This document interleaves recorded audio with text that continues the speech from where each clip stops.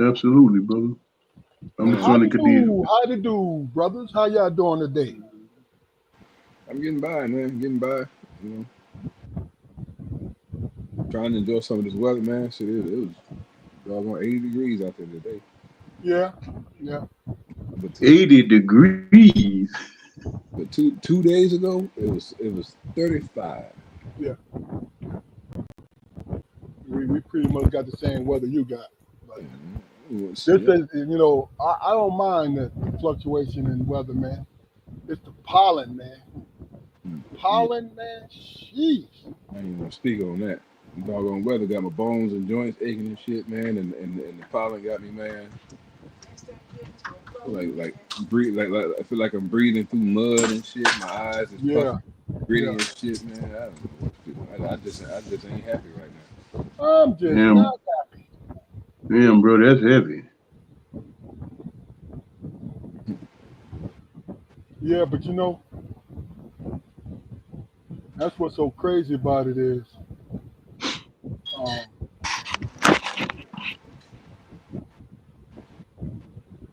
until May showers, April showers come, bro.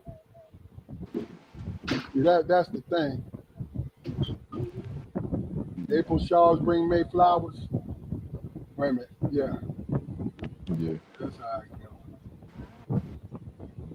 That's how I go.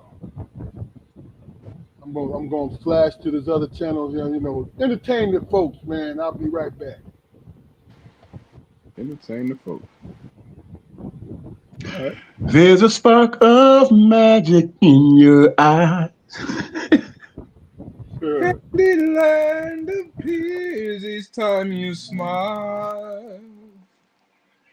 Never thought that fairy tales came true.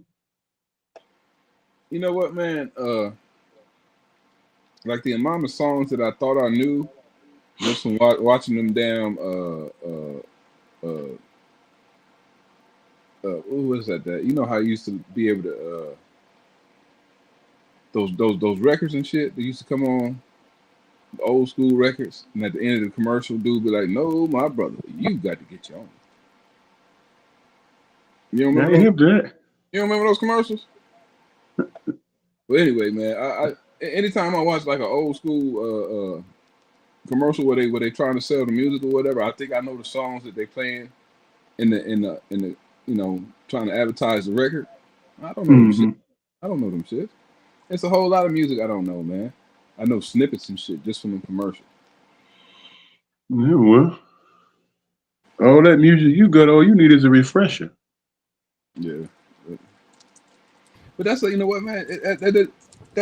That's like Facebook, man. You know, when I first got Facebook, and I was much more active on it or whatever, man. And all the cousins or whatever put the kids on, and I watch little kids grow up. Everybody watch these kids grow up. But mess around and go to a family reunion or whatever, and I feel like I know them because I just watch them grow up. I be like, hey baby, Right. they be like,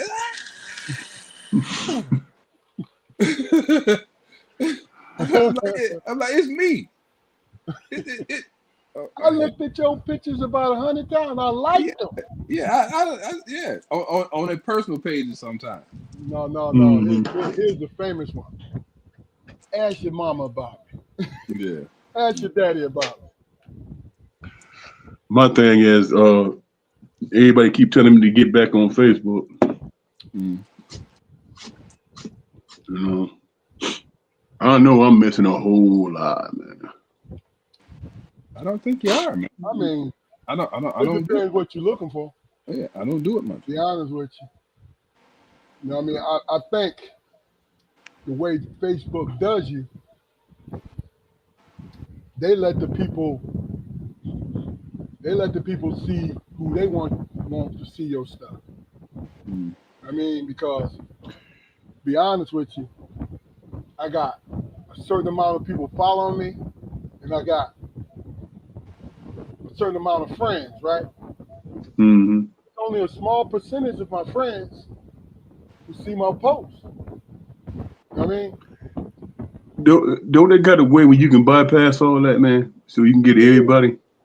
It is. I just they stopped doing it, and then it was coming. It was bootleg. It was people who was actually Facebook people. You know what I'm saying?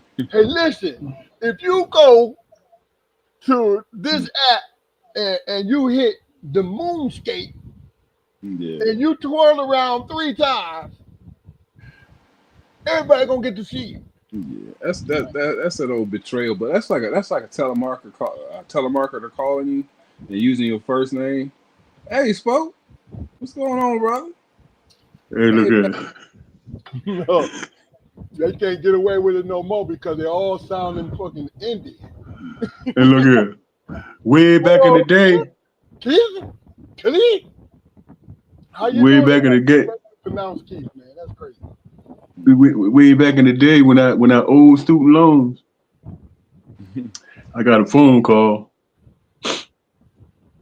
Said, is this Damon? Yeah, it's Damon. Who is it? Hey man, what's going on, man?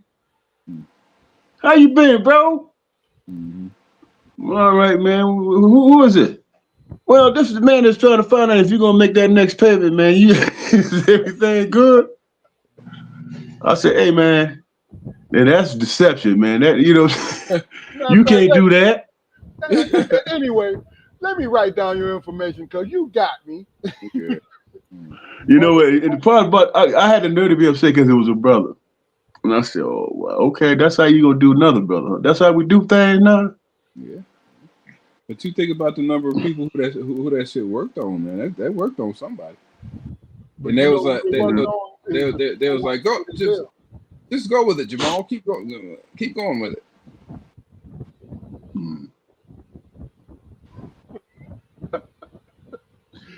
I got the phone. You know, the first thing that came out of my mouth after I gave up all the information. You know, what came out of my mouth? The new contact. Jive ass turkey. I would have gave you shit. Yeah, I would have gave it down. I said, it was jive ass turkey. But I had to give him credit because he had me talking for a minute. Yeah, man, you know, I just been chilling, bro. You know what I'm saying? You know, taking it day by day. Yeah. By the way, who is this? Oh, this is student loan people, man. We've been trying to get in contact with you for a long time. When I paid that shit off, I didn't actually do it, but I thought, I'm going to cuss them out. I'm going to give them the business. Hey, we've been going strong for 3 years, brother. You know, I'm not sure. We got some followers. Those followers that try to catch the show as much as they can. I want to thank y'all. I appreciate y'all. It's the truth. You know, we do try to entertain, but we also go out of the way to try to communicate. To show you our version of communication. You know, which is important. Because I think everyone deserves to be heard, but at the same time, everybody shouldn't be heard if they own that bullshit. It's just my opinion. But I give, and I'm wondering if you guys agree, I give everybody the opportunity to come on and speak their piece. Mm-hmm. Only slipped one time, one of Jaquari's friends, where I thought during the podcast, I thought that he got me completely out of my bag. Then I went back and watched it, and no, I kept my cool, right? And he didn't follow the rules, right? And that's the rules are to be heard. And he wanted to be slapstick. Didn't he have a wig on or some shit? I know you talking about. Yeah, kind of shit going on. What'd you say? Yeah, all kind of shit going on. Yeah. And did he have a knife in his hand too? He was I wasn't on it that time. He wanted to go viral. You know what I'm saying? And after watching it, and maybe a year later, understood what he was trying to do. But the simple fact that he tried to use us as a vehicle instead of letting us know that's what he's trying to do. You know what I'm saying? Not that it was scripted. It's just like, oh, first of all, you just meeting me, motherfucker. You know what I'm saying? Like, and you kind of embarrassing your coworker. Kind of, because it wasn't that bad. No, I'm talking about just the optics of it. Jumping around, you know, remember he started on the toilet? He was on the toilet. Yeah, but we wasn't live when he was on the toilet, though. He thought we were. Oh, we not live? I'm like, yo, man, I know you're not on the toilet. Yeah, man, I got to go. And, he went through his little spiel. Yes, it's slapstick. Yeah, I had to go. And, and I was prairie dogging. And okay, I said, well, it's a good thing we ain't live. We not live? Oh, then the motherfucker gets up. You feel what I'm saying? That was his Nothing but foolishness. That's all. It would have been funnier, and it was early in the game for me. It would have been, I would have been able to play along with it had you didn't have to tell me, but you know how we've been doing this for so long. We pick up on shit. You know what I'm saying? But yeah. Well, it's a good thing I went on it because I'd have went in my bag. Lord have mercy. This man got his ass on the toilet for the world to see. No, we wasn't live. Shame. Yeah, we wasn't live. Shame. Shame. All right, well, look. We're going to start this off, man. I see you on the other side.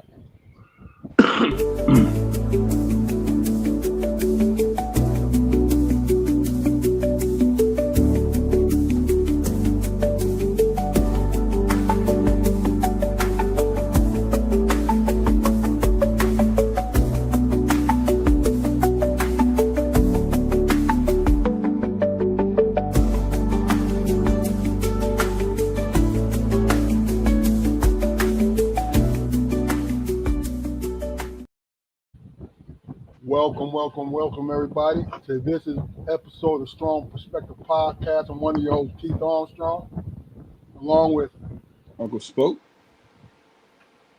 And it's your boy D Armstrong. We welcome today's episode. Do us a favor, like, share, and subscribe to our YouTube channel. Build up our numbers. We're about communication, laughter, understanding, all the good things for growth. So check us out, and we'll go from there. At the bottom of my screen, you see that Cash App, my Cash App for the Strong Perspective Podcast Cash App. If you're feeling in your infinite wisdom that we need in $1 or $2, please donate. Helps the channel. It's our goal. Our goal is to make to build up our numbers and to build up so we can get better cameras, because both my brothers they handsome, and I'm cute. We need the world to know what the hell is going on. That's my pose. You hit him with this profile view there. All right. Hey, Jaquari, how was your day today, brother? It was productive, man. Got a chance to finish my week off strong. Pretty good. Okay. Cool. Damon, what about yourself? My day was good, bro. I had the attitude, I'll get by. Mm-hmm. All I had to do was pace myself, bro. And it was a beautiful thing. Snail's pace, rabbit's pace, burly pig pace. One of them paces, you got to get it done. I want to know what that burly pig pace look like, bro. A little bit heavier than the pot belly. You know what I mean? Shit. You know, we talked about it last night. We'll probably do it toward the end of the show. Soundtracks. I was telling Jacor earlier today that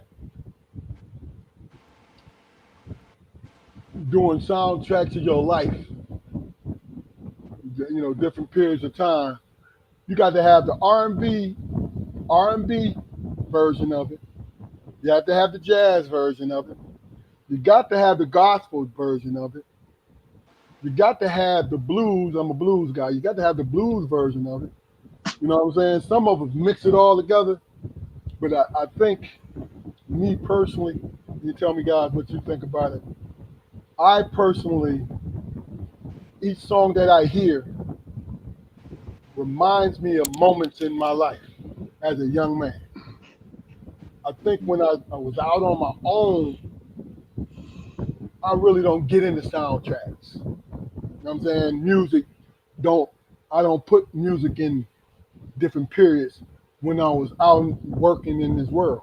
You feel what I'm saying? But as a child, all the way up until the day I left for college, there's a soundtrack for me.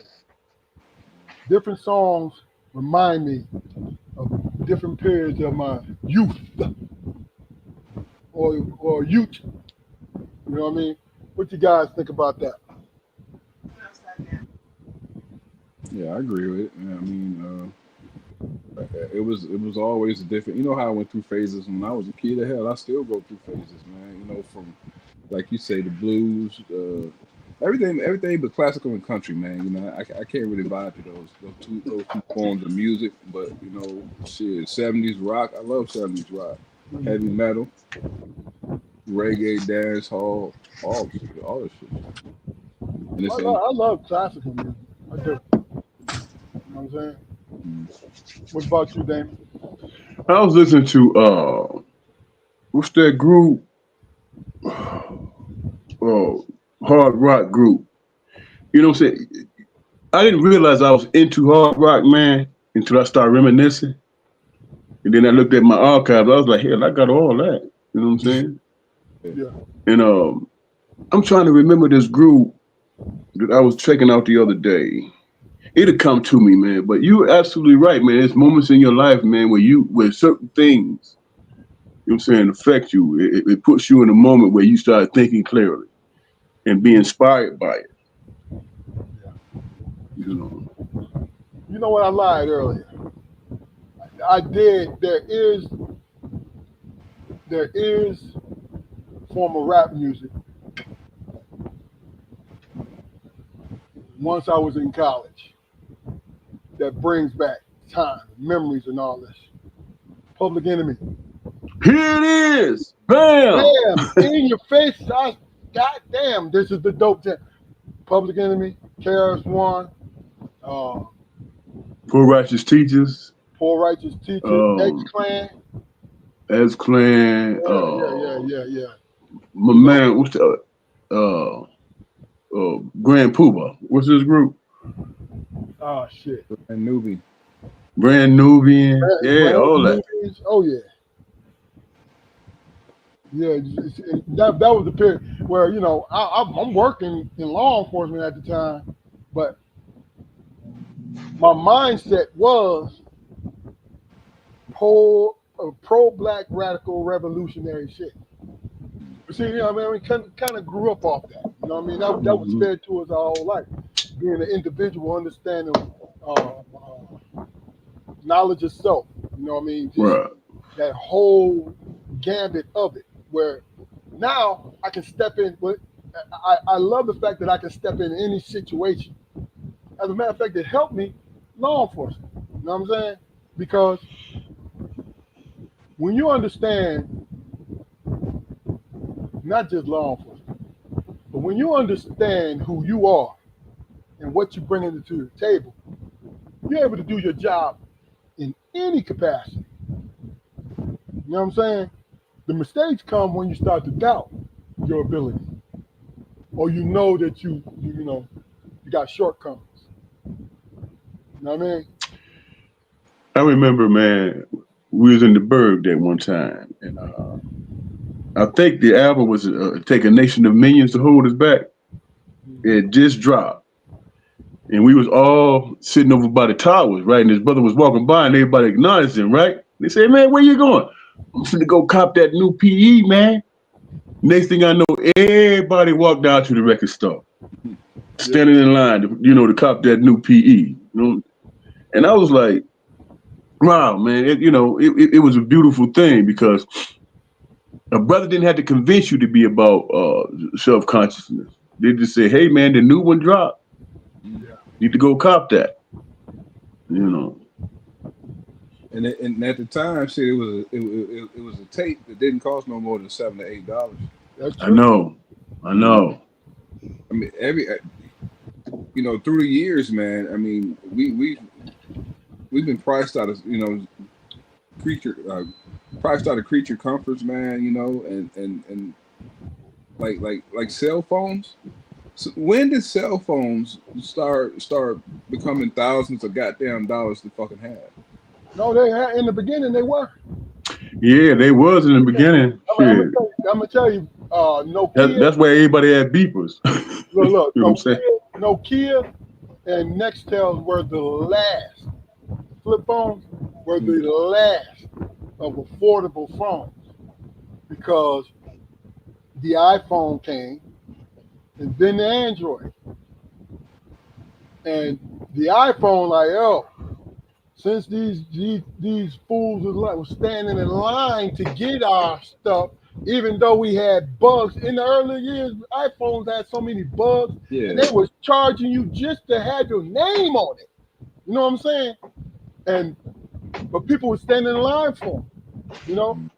And now that's when it started costing thousands of dollars because the iPhone was the first. No, it wasn't the first, but either the Android or the iPhone, I'm not sure, Samsung or somebody was the first one, the handheld computer phone. When it became a handheld laptop, you know what I'm saying? That's when it started being that way. But the Nokia was probably the most consistent and durable cell phone out there. You know what I mean? I remember when it was the shit where you had games on it. Centipede. Yeah. You know what I mean? A little blue brick. Yeah, man. That was my spare phone for years, man. I mean, the technology never became obsolete. I drop a $400 phone and crack the screen and put the chip in that son of a bitch, man, and there it is. Yeah. Look, think about it. We went from our two generations, right? We went from reel to reels, right? Reel to reels. Then we went to 8-track tapes, right? Then we went to cassette tapes. And you know what I'm saying? We've seen all of them. Then we went to with our music is free. First, what was the name of that joint? Napster. That one and Napster and the green something. Was it? it was another one. I think you close. But it was another one. I know I was downloading crazy. Now, because people was getting music and they was downloading, they would buy these CDs and they will download it for free. And then you mess around and download the bug. You don't get mad. I'm gonna have to start all over again. Yeah. What's the name of that? And it's right. I can't it's right even on remember, the tip of my tongue, man. I just can't remember. But think about we all, which is crazy, us on this screen right now, seen every change within our lifetime. Yeah. And you know what? For the life of me, man, I couldn't. I didn't see cell phones sticking. I didn't. I Oh did. man, I couldn't see a time, man, where there was no such thing as a public payphone. I know that. Nah, that's crazy though. Yeah, it's just another scenario, man, where technology is fucking priced us out of a creature comfort. Yeah. Payphones, I mean, as nasty as they were, Man, I'm telling you, pay for. I had my expenses with them joints, man. yeah. Not to cut you off. Oh yeah. Well, you did. So go ahead and finish. And then Anyway, what I was saying, and furthermore, and then what they ain't that what the little young girls be doing now? And then I don't know. That shit changed. But then that shit changed up so much, man. man, I that's mean, why you talking that, about in a matter of days, man. The new fad, this gold. but We don't say that anymore. the man used to do it. We did that, man. We did that. Did we? Yes. Man, Man, look, I tell you, and Chad, if you remember this, think about when I was in eighth grade, seventh, eighth grade, we used to say, my main man. You know what I'm saying? My main man, Damon. What up, my bleed? What up? You know what I'm saying? Think about all the different. We used to go through all that. The one thing that lasted was my homeboy. Homeboy always stayed. It's been here. It's gonna be here forever. Y'all team. Y'all was slapping palms and patting your froze too, though, bro. Hey, Keith, man, tell him about that jumpsuit you wore to the dance and whatnot. Oh my God. And you know what? What's so crazy about it is, eighth grade, I had no intentions on going. Mm. No intentions on going, bro. To eighth grade dance. Mm. John Ginyard, John. That was my running partner back then. Him and Eric Harris. That was my running partner, right? You know, and we all, as eighth graders, we all, we hung out together. That was our crew. Austin Ray. We had a little crew, right? What was the eighth grade dance? We in sewing class, home ec class, me and John. It was this girl who liked John, Lily. Guinea man. Lily liked John, and Lily wanted to go to the joint, right? And John wasn't going to go, but when you smelling that aroma, even if we was in the eighth grade, he smelled that aroma. It didn't take her long to convince her. And her girlfriend Claudia didn't have anybody. Now I wasn't volunteering because I knew I didn't have no suit. Right now, even though I was 6'2", our dad's suits was too baggy. Mm. So, and plus they was from the early '70s, so yeah. No, I didn't care about that because it was shark skin joints. He had a burgundy and he had a silver shark skin. Mm. So it took them a minute to talk me into it because I was a practical dude. You know what I'm saying? I knew I didn't have no suit, and what they did was they made me promise to go because I didn't want to I had a little crush on Claudia anyway. She's a little light-skinned joint, cute face, you know what I mean?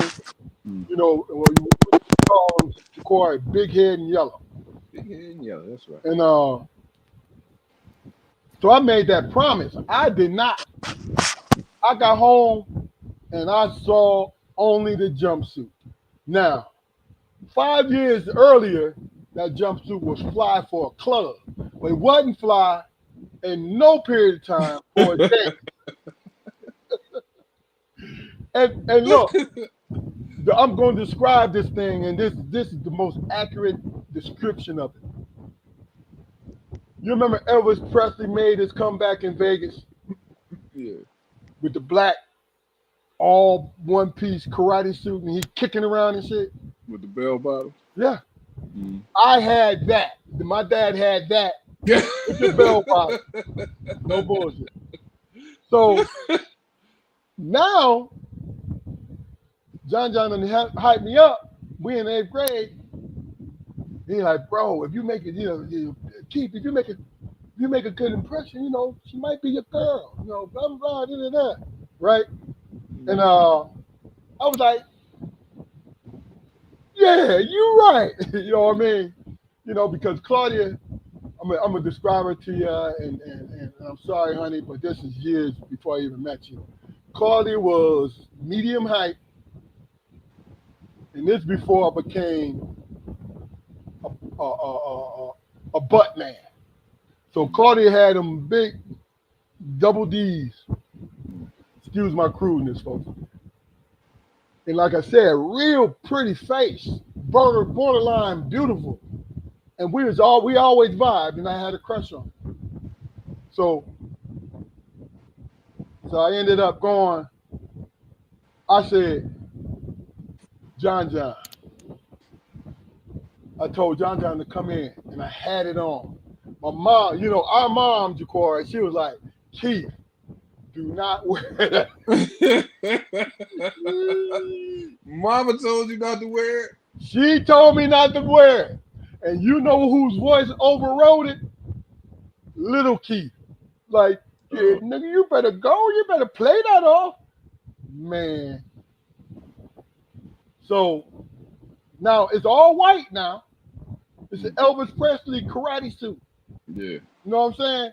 So how far did it have like a zipper on the chest? How far did it come? No, it was buttoned down and it stopped right here. So if I had a hairy chest, I would look like Elvis.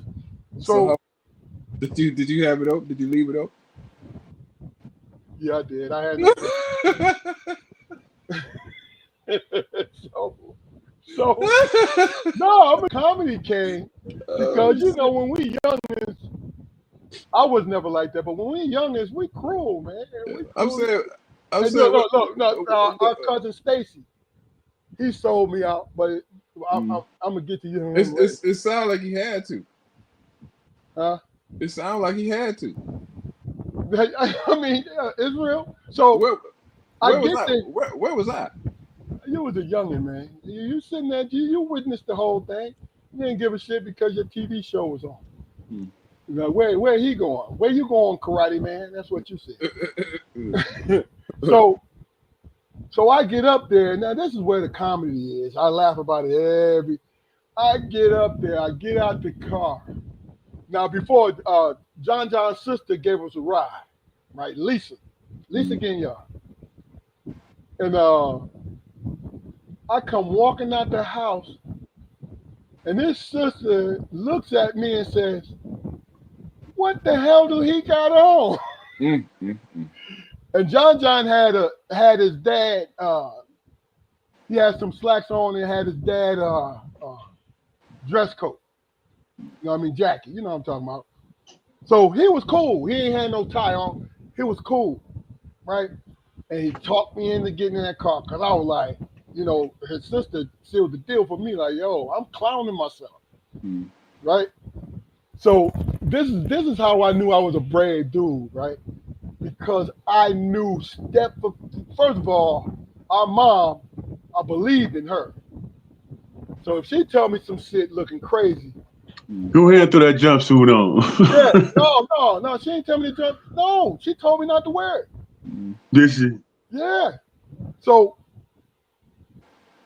what I ended up doing was, and John's sister like, yo, man, what the hell do he got on? And she laughed the whole 10-minute ride.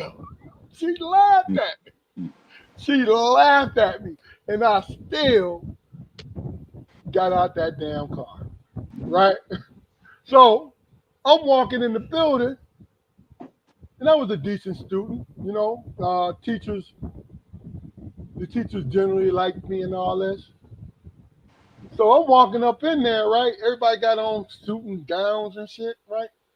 I'm walking up in there, and teachers are like, oh, oh, Chief. Oh, wow. What what made you put that on?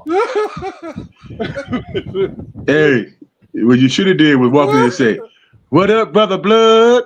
I'm here, motherfuckers. What? Look, I'm holding it down now. Mm-hmm.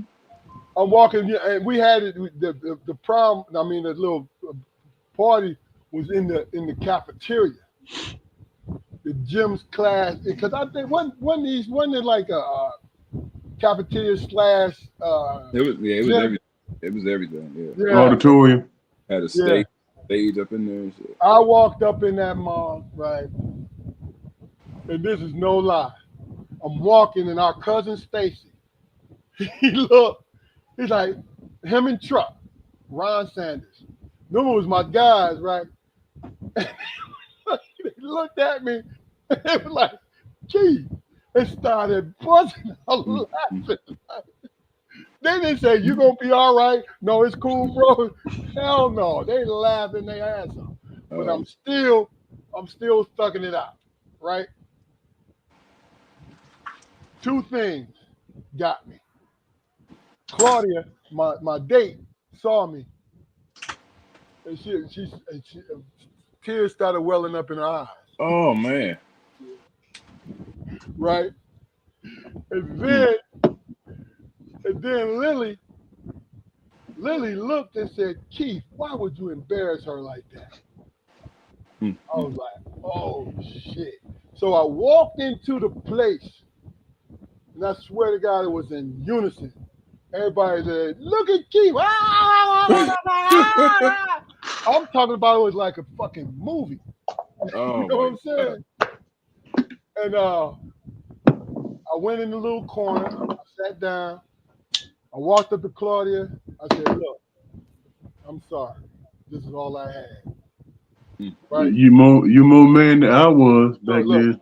Look, I walked up to her and I gave her a little side hug. I said, I'm very sorry. Right? And man, John, first when we got there, John said, let's go. Let's walk home. And I'm eager, like, yo, let's go. And then people was like, oh, nice suit jacket, John. Now, John, like, you on your own, Key. I'm staying. Then John started clowning me. I'd have gave him the business. Hey, look, I didn't get mad because I really wanted to smack him in his mouth, but I didn't get mad at him because I made the choice to put that motherfucker on. You stood on it, man. I respect it. I respect it. You stood on it. Man, please. It was, listen, I'm going to tell you, the walk home, the walk home is about what? Half an hour walk, something like that. The walk home, people driving past clowning me. It was like, Kung Fu Kitty, what the fuck is you doing? Hey Keith, was you crying? No, I ain't crying. You ain't crying? No, I'd have been crying like a motherfucker. Man. Look here. Fuck. The hell with that. I would have been exacting my revenge. I'd have been calculating and all that. I'm like, okay, this is how we doing it? Look, I did. When I became a star, oh, yes, sir. Hey, all them cats that want to be in your corner. Yeah. All them cats that want to be in your corner, did you say, we ain't friends, motherfucker? Look, when it came to it, our blood, and Stacy, our cousin Stacy grew up like he was our brother. Oh yeah, he got the business. I'm serious. I'm dead serious. I was petty like that. But just like I said, I made that choice though. Knowing it was wrong, but I'm smelling the aroma of Claudia. The possibilities, man, to be just being in the mix, man. I mean, and that's everybody, unfortunately, man. Shit.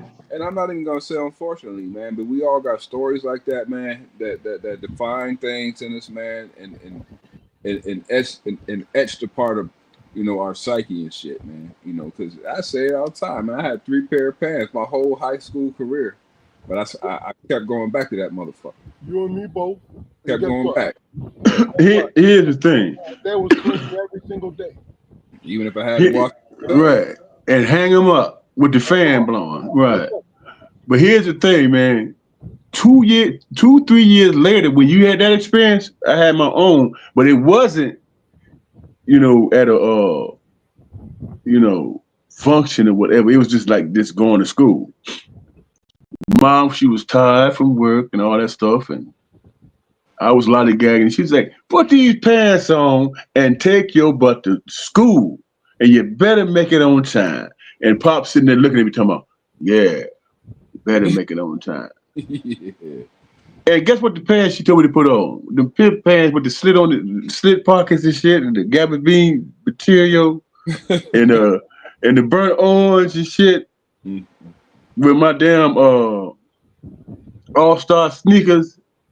Man, I swear to God, man, I got 100 feet from the bus, and everybody was on the floor laughing at me. I think that's where I got the humor from too, man. Because man. No, they're this. So I got to school, and I couldn't even get off the bus, man.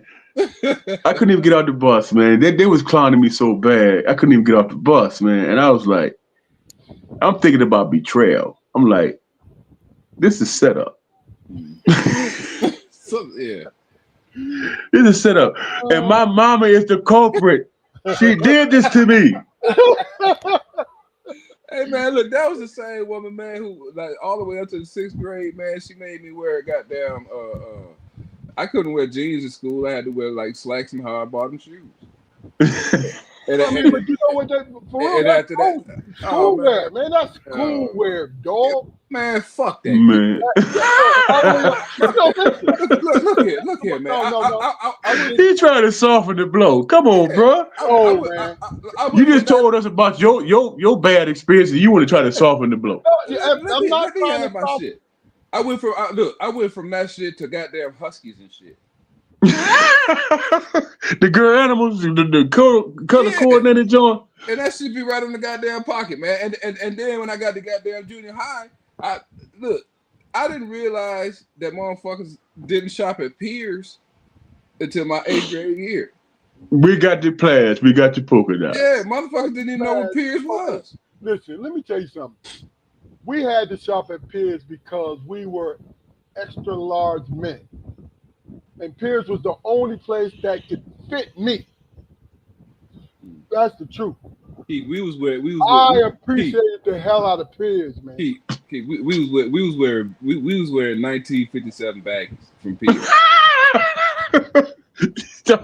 You talking about the zoot suit baggy pants type joint? Hey man, look. Baggies was the style, not probably when. And then had it there to be denim. Not when you was coming up, but that was the style for me. But not when I was coming up, but I was wearing them motherfuckers, wearing baggies and shit. I didn't get a pair of jeans, goddamn it, until I was a sophomore in high school. And them motherfuckers was rusty. Yes, they was. No, they wasn't. Yes, they was. Okay. Yes, they was, Key. Bro, no, they wasn't. And if they was costing a fucking arm and a leg, man. I was a child. I'm not making excuses. I'm not making excuses. No, I understand your comment, so I'm not trying to dismiss that. I'm like, y'all just give me one pair of jeans, man. Just give me a pair of Lees. Look, I'm gonna tell you, I learned too late. So when I went shopping, we always I got our dad to go. Yeah, the better because he's gonna fucking buy you what you want. Pop cashed out. Yeah, I wasn't hip to that. Pop was like, "Hey man, I'm not finna argue with my wife, and you know the deal, so you just listen to her." And Mom was like, "Hey man, as long as it's new, why are you complaining?" Yeah. I'm You gonna know, tell you. I went, and it was my senior year. I went with him like 2 times, and this man took me to Southfield. He took me Absolutely. out there, like, look, get what you want. Mm-hmm.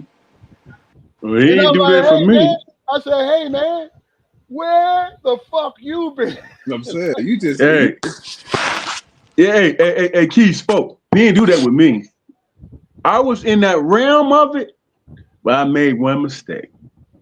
Uncle Kenny came to the house late for work and all this. He said, "Hey man, give me a pair of jeans that I can wear to work." And I let him have it. And he was like, probably after that, he was like, "I'm done." You yeah. gonna give him your best shit to go to work? No. He took that shit. He took it. You remember that Man. he took a pair of my shoes one time for 2 weeks, man. I stayed in the house. It was the summer. I ain't go outside for 2 weeks because he had my Hey, do y'all remember this, man? Hey, God forgive me. Man, don't hold it against me, man. When had like 4 shirts, Uncle Kenny's silk shirts. He had been asking for like 2 months. Hey man, you gonna give me my shirts? Now you know you ain't supposed to hand wash those silk shirts, man. You You know what I'm can't saying? dry them up. You cannot dry them in a dryer, man. You gotta hang them dry. Uncle Essie brought him his shirts back. He had hand washed them, right? He's like, man, hey man, here your shirts, man. Get off my back. Oh, look at them shirts. He said, hey man, them yours, man. Yeah, them belong to you, man. Yeah. He said, them yours, man. You Oh yeah. know. But you know what's crazy, bros? I would not trade that shit for anything, man. No, I mean, look, Because it look. was about awareness, man. My scars was funny. Yeah, My scars was funny. yeah. It's what it was. It's like I found, especially if I was able to work through them or the shit was over, I found the humor in it. You know what I mean? But also, I made sure that I wasn't in that fucking position no more. Like, Exactly. It gave you it was, inspiration, right? yes, It sir. gave you Yes. inspiration. Listen here, man. The same day when mom said, man, wear these gabardine pimp pants and shit with the slit on pockets and shit to school. Everybody was laughing because they had bulges in it and shit like that. And it was uneven and all that stuff. And it was like, man, look at your pants, man. That's just supposed to fit nice. It's bulges in this. What's going on? I had my jeans up under that motherfucker. And as soon as I got to my locker, I took them pants off and I had my jeans on and I was back to normal again, you know.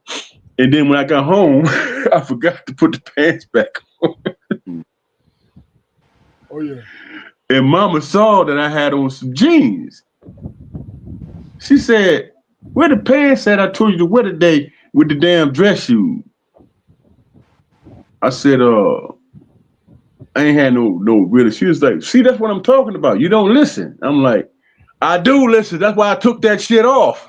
You know what I'm saying? But man, they used to clown me, man, for real. I was a bitter ass dude, man. I was bitter. You You know what know I'm saying? I didn't give a what I learned. damn. I'm gonna tell you what I learned from it because, like I said, children from elementary all the way to high school are freaking assholes, man. They are. They can't help it, especially Because they when they're in the group setting. So what I learned how to do, the power of the tongue. Like, yo, I got back at him. I didn't embarrass him, but I embarrassed him. You know what I'm saying? My favorite thing is, what the fuck did you just say? Letting them know I'm getting ready to light their ass up. You know what I'm saying? Because it, I didn't bother nobody. You know what I mean? Like, you know what I'm when saying? You're just trying to get through the day. that's all you're trying to do. You know what I mean? Okay, yeah, we getting our 3 hots in the cot at the crib, yeah. But we want the material shit. You know But what I mean? I'm like, no, but whoa, here's the thing though, bro. Everybody was going through that shit, man. yeah, yeah. But We just didn't defend ourselves, man. You know what I'm saying? We didn't get we didn't get people off of us. You know, Cat be like, I did. Cat laugh at me. Cats will laugh at me about what I'm wearing and shit. And I look and I be like, well, damn, didn't your sister wear them jeans yesterday? Yeah. Yeah, You know what I'm saying? Before I got clever with my words and shit, right? I used to do one of these numbers. What you just say? Then you just what's the end all be all phrase that either you're gonna fight or you're gonna shut it down. Point right at him and say, "Fuck you." Man, fuck you. But here's the thing, though. Here's the thing. This is what tripped me up, man. I was able to get at the cat that was talking shit. It was my friends that fucked me up. Ginyard.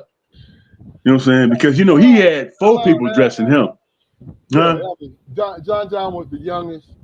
And he had 4 people dressing him.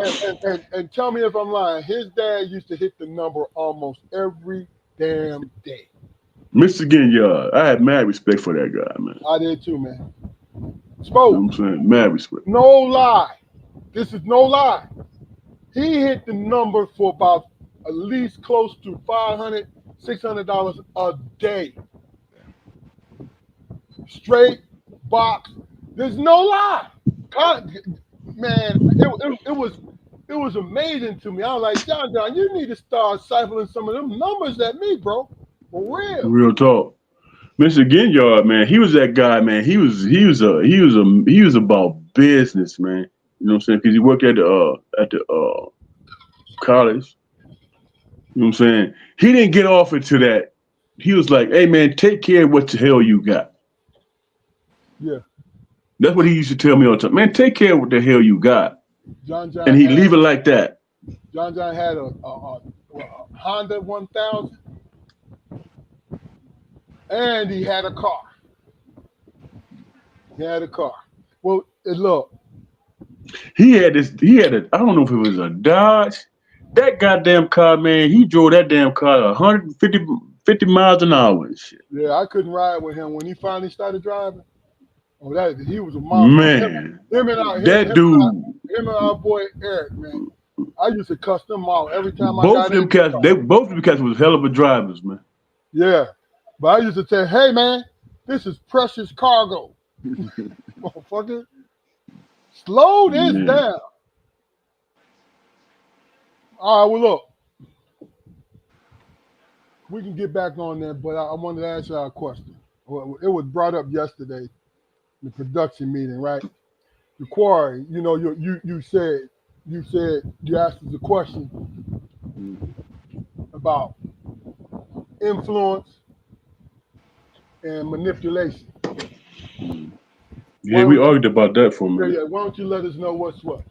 Yeah, I have and I don't know if I'm just being thick or whatever, man, but I can't get my mind around it.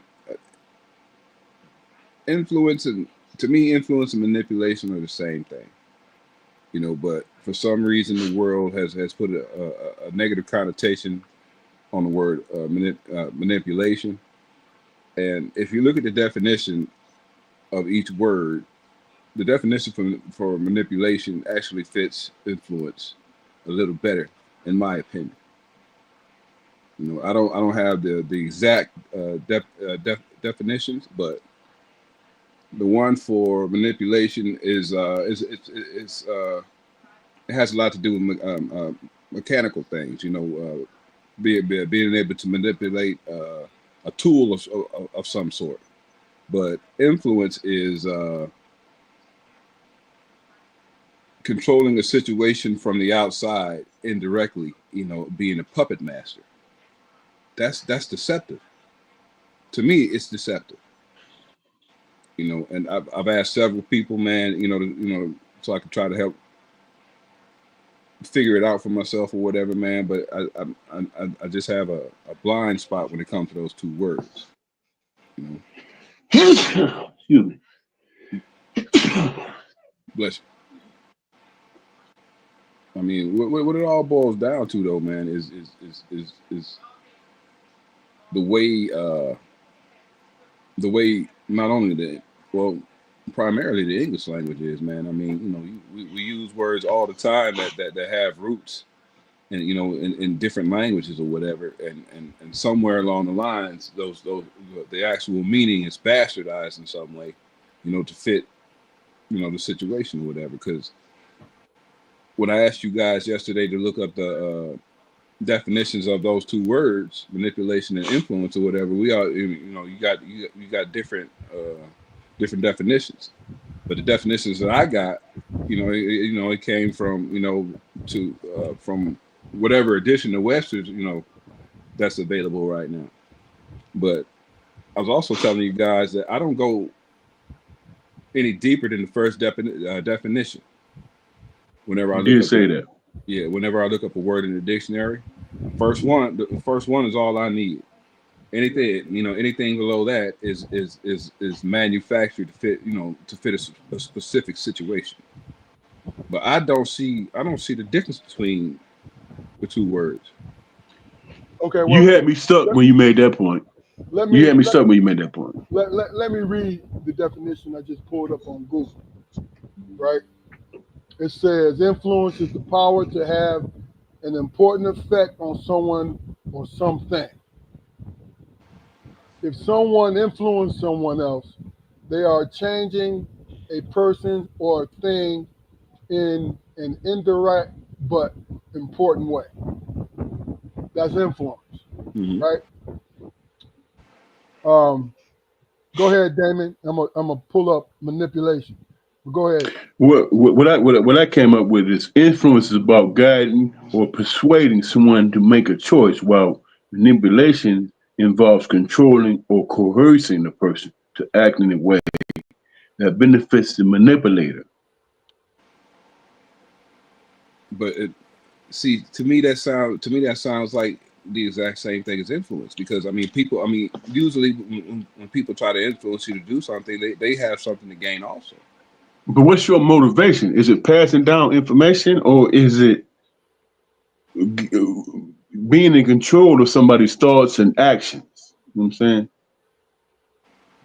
I can I can I can influence somebody to follow my path in a positive way, Mm-hmm. which where they can take on their own personal experience, as opposed to if I'm trying to manipulate somebody, I'm trying to gain something from them. You know what I'm saying? Did I'm you trying to gain. you okay? You using that rationale, Damon? You have three children, right? Right. At any point in time, do you ever feel like you manipulated them while you were raising them? Is Not, it's a, not in his definition of manipulation. Mm-hmm. Go right. ahead, Damon. But, And, but and go ahead. I'm sorry. Go ahead. but in my mindset, when it comes to my children, now that's personal. You know Mm-hmm. what I'm saying? And I'm responsible for what happens to them, giving them influence. So if I'm providing information that's going to benefit them and their own personal life, then that's influence. Okay. But if I'm trying to manipulate them into making me look big and making me look a certain way, then that's manipulation. You But know what I'm see, saying? that's my issue. That's my issue because more than likely, I mean, we've all raised children. Okay, what had more of an impact? Your influence telling them that this thing exists and this is the way that you navigate this thing, or when you were actually on the scene and were able to I see manipulate what you're them saying. through a course. I, Which one had greater impact? the one that had greater impact was showing them a pathway, but allowing them to figure it out themselves. Now you can say that it's a slippery slope. You know what I'm saying? You can say that's manipulation, but is it really if they come to their own conclusion? I Oh mean, yeah, it is manipulation because you let them go about their free will at a certain point. here's something that we're not considering, or we are considering, but we're not throwing it out there verbalizing it. It depends on the person, whether it's a manipulation, talk about receiving it, whether it's manipulation or it's influence, and the relationship you have to that person. See what I'm saying? Like manipulation here. Said to manipulate someone means to influence or control them, often unfairly or dishonestly, to achieve a personal advantage or goal. For that person that's doing the manipulating, right? Yeah. But see, this They gain something from it as opposed to influencing for them to find their own track, their own, you know what I'm saying, pathway. well, You know, you see, for me, this is this last point. For me, it's all about negative connotation. For me, yeah, I get it. But using the example I gave yesterday, okay, in my job, I work with young people. Okay, I manipulate them into doing the right thing every day. The caveat is they were influenced to be under my care. How would they influence to be under your care if they're sentenced to be there? From their peers. That's a good question. Their peers influence them to get into the car. Their peers. Whoa. I got confused. Uh-huh. So you said under your care. I thought you was talking about you, but go ahead. No, I mean that's my work. You know, that's child care services. That's what I do. Yeah, but like I said, I influence them to make the right decisions and do the right things every day, even though it may be against their better judgment, their current better judgment. But at some point in time earlier, before they knew me, they were negatively influenced to put themselves in the position to be where I am. I feel you, and I really understand what you're saying. But that's not your motivation, though. Is that your motivation? My motivation is creating good neighbors, man. Okay. So there's nothing negative attached to what you're doing. I have nothing to gain. Yeah, you that's influence. That's something to gain, man. Because yeah. You know what I mean? Yeah. That's something to gain. Because what you don't want them to do to be breaking in your house or your neighbor's house. So if you giving them something to hold on to give them some resistance to peer pressure, that's influence. It's not, to me. I don't think that's manipulation. I think that's influence. Now, if you come from the aspect that if you try to implement something and you come to a conclusion that I'm all right, you all right, you gain something from that because there's no static, there's no argument there. Hey, I showed you a way and you don't contradict what I said to you. That's personal to you. But if somebody can gain something from you by your actions, you know what I'm saying? That's not manipulation. That is influencing based on your actions, based on your character. So you got to implement character in that too. You can't say, "Hey man, do as I say, not as I do." If you're about manipulating, I'm saying you have to make a choice. So how many times as a parent, this to branch off a little bit, asking you two, how many times that, man, you look like you hitting a joint, man. You better put that out, man, and get you a new one. A fresh one? Yeah. Hey man, don't worry about me. Look. My question is this: as a parent.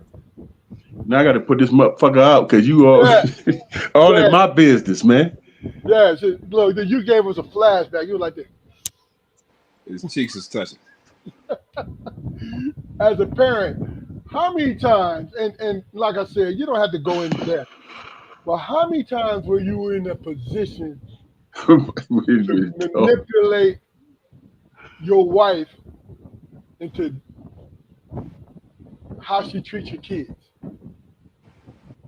throwing a little flip. I'm flipping it a little bit just to see where your head's at. You making it deep now. You getting off into the weeds, no, bro. No, it's not. It's not in the weeds. It's just something to play with it for a minute because I know y'all both scared of your wives. So, hey man, you fucking up my house, bro. But go ahead. Yeah, I just usually stayed out of this shit. Hey, look here. Hey, look here. Why y'all dragging me in y'all shit? Yeah, I ain't got nothing to do. What? Hey, No. Once she talking to you, yeah. Look You know what here. You having a great day, man. You skipping through the damn tulips, and all of a sudden you the heavy. How the hell I get in this situation? I'm saying, yeah. You know, I had a good day. I remember saying on 2 occasions, yeah, I know what time it is, and I'm trying to sleep. I stayed out of that shit. Hey, what's pop moment? And listen here. I'll be the heavy when I have to be, but I ain't about that bullshit now. not about that bullshit. Nah. If you created this argument, you deal with it, but don't make me responsible for it. Mm-hmm. But I will to sleep at night. And you ain't But gonna like my response. but I don't agree with you. You know what I'm saying? There has to be understanding both ways, man. You manipulate a person when you trying to gain something. If you're trying to influence somebody, the only thing that you're gaining is the fact that you help somebody. You know what I'm saying? Is it osmosis or whatever? You gain something from that. And it's like, oh man, that made me that let me know that my actions and what I'm doing in my own personal life inspires somebody else. Yeah. I didn't go out to try to trick them. Well, what's our dad's favorite? He had a lot of favorite joints, but the one that always stuck with me is didn't understand it until I became a father. I don't mind being the bad guy. How many times you heard him say that? Yeah. Because you become it's a responsibility. Because how I learned it. Well, let me do this first. People out in the YouTube verse, in the Facebook verse, and in IG when we on. You see under this big dog strong perspective podcast. Under that you see the Cash App for strong perspective. Do us a favor. If you have time, you got some tools and fuels, throw it to the program so we can build our platform. You know what I mean? I'm not begging. I'm not gonna put you in no position like I need you to do this for us to survive. No, we surviving and we'll be here every day. But hook us up for our time. Somebody asked me to do that, so I'm gonna do it. You know what I mean?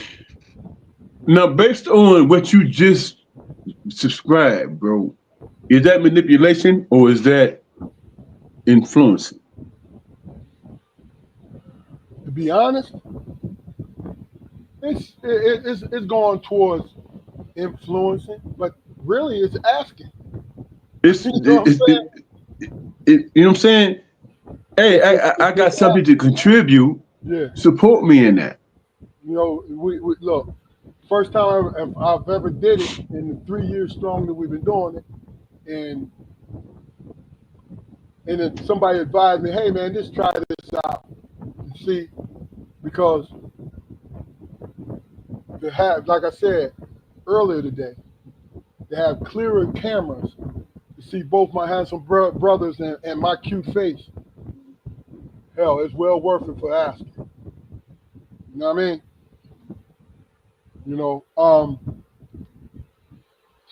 I don't know.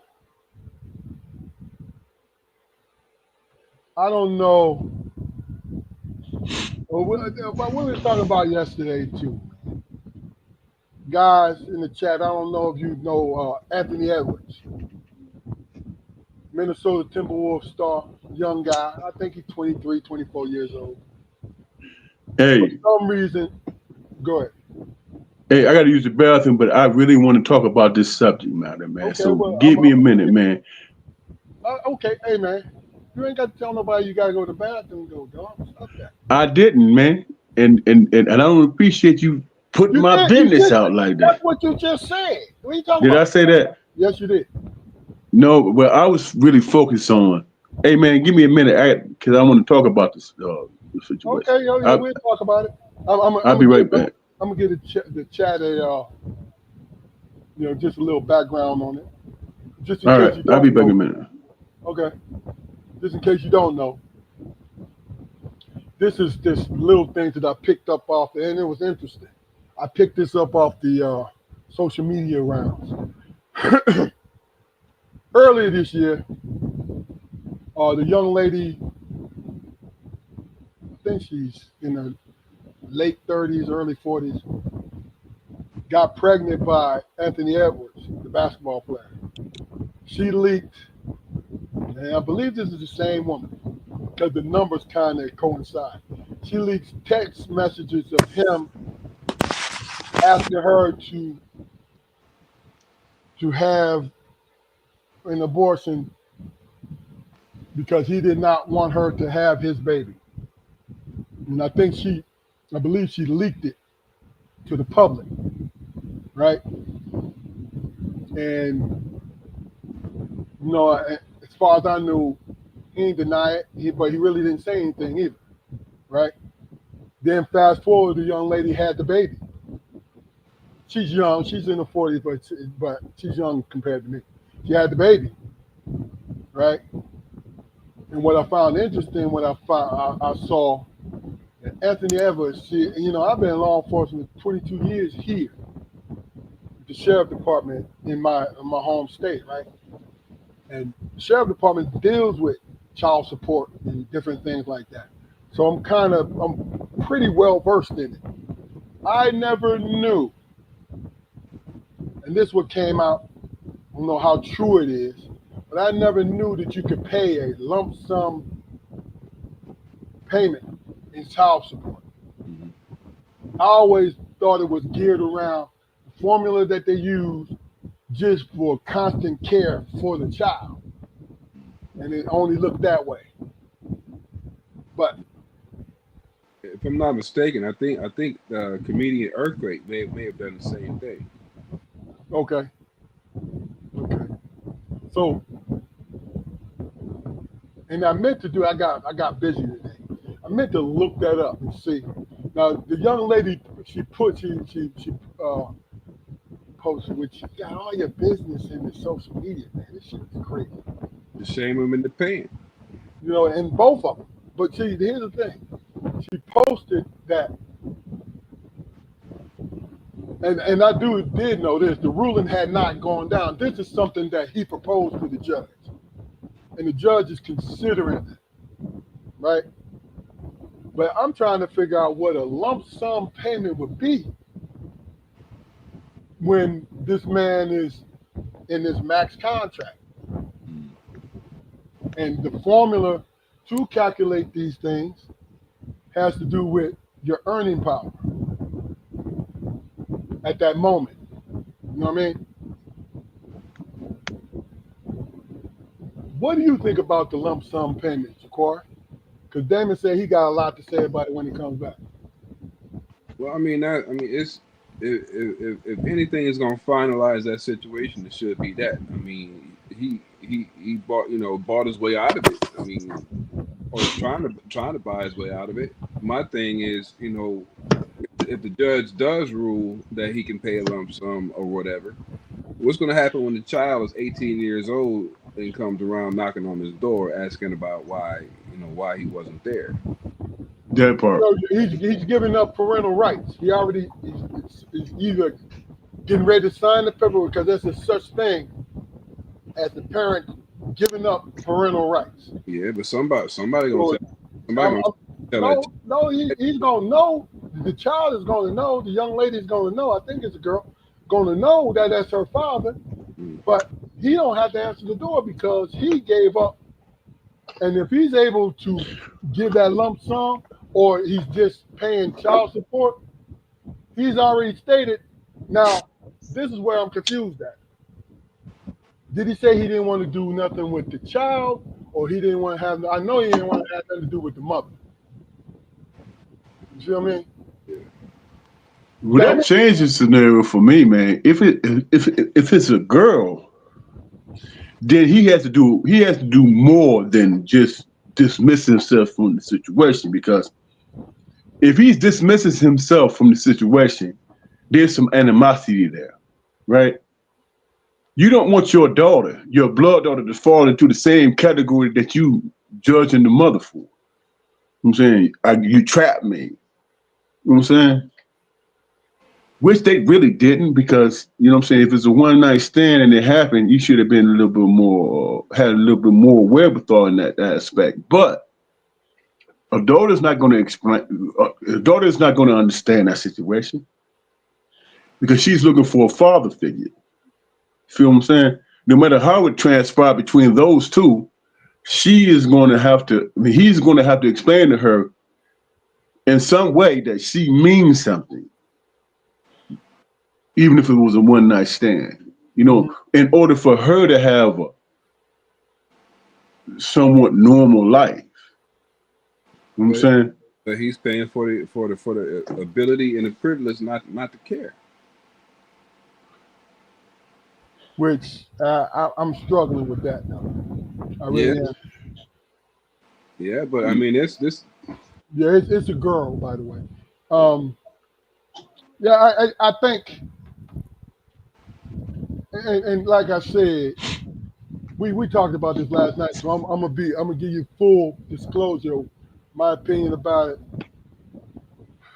I didn't jump on anybody's side, but Anthony knew, and he's been saying this. Well, his PR people been saying it, that this woman, she's 40 years old, loose woman, reputation of one night standing and all this. And I'm looking and I'm thinking about it, I'm like, well, Anthony knew about it because obviously he had a problem with her being pregnant, right? Then why? Why in the world, and this is not a judgment thing, this is looking at a man that's worth millions, would you go unprotected? Hey, that doesn't make sense. He's talking about being the face of the league, so he worth billions, bro. Yeah, but if you want to know the truth, so kudos to her, because she saw the play before he did. You feel what I'm saying? He got caught up. I mean, like, that's initially what it is. I mean, if you take away the aspect in terms of how the child is going to feel in the interim, yeah. But I mean, he should have knew better. Marcus Smith, I love your optimism, man. I love your optimism. But no, okay, she got two other brothers in that same situation, did she? I think so. So she was a master manipulator. You know what I'm saying?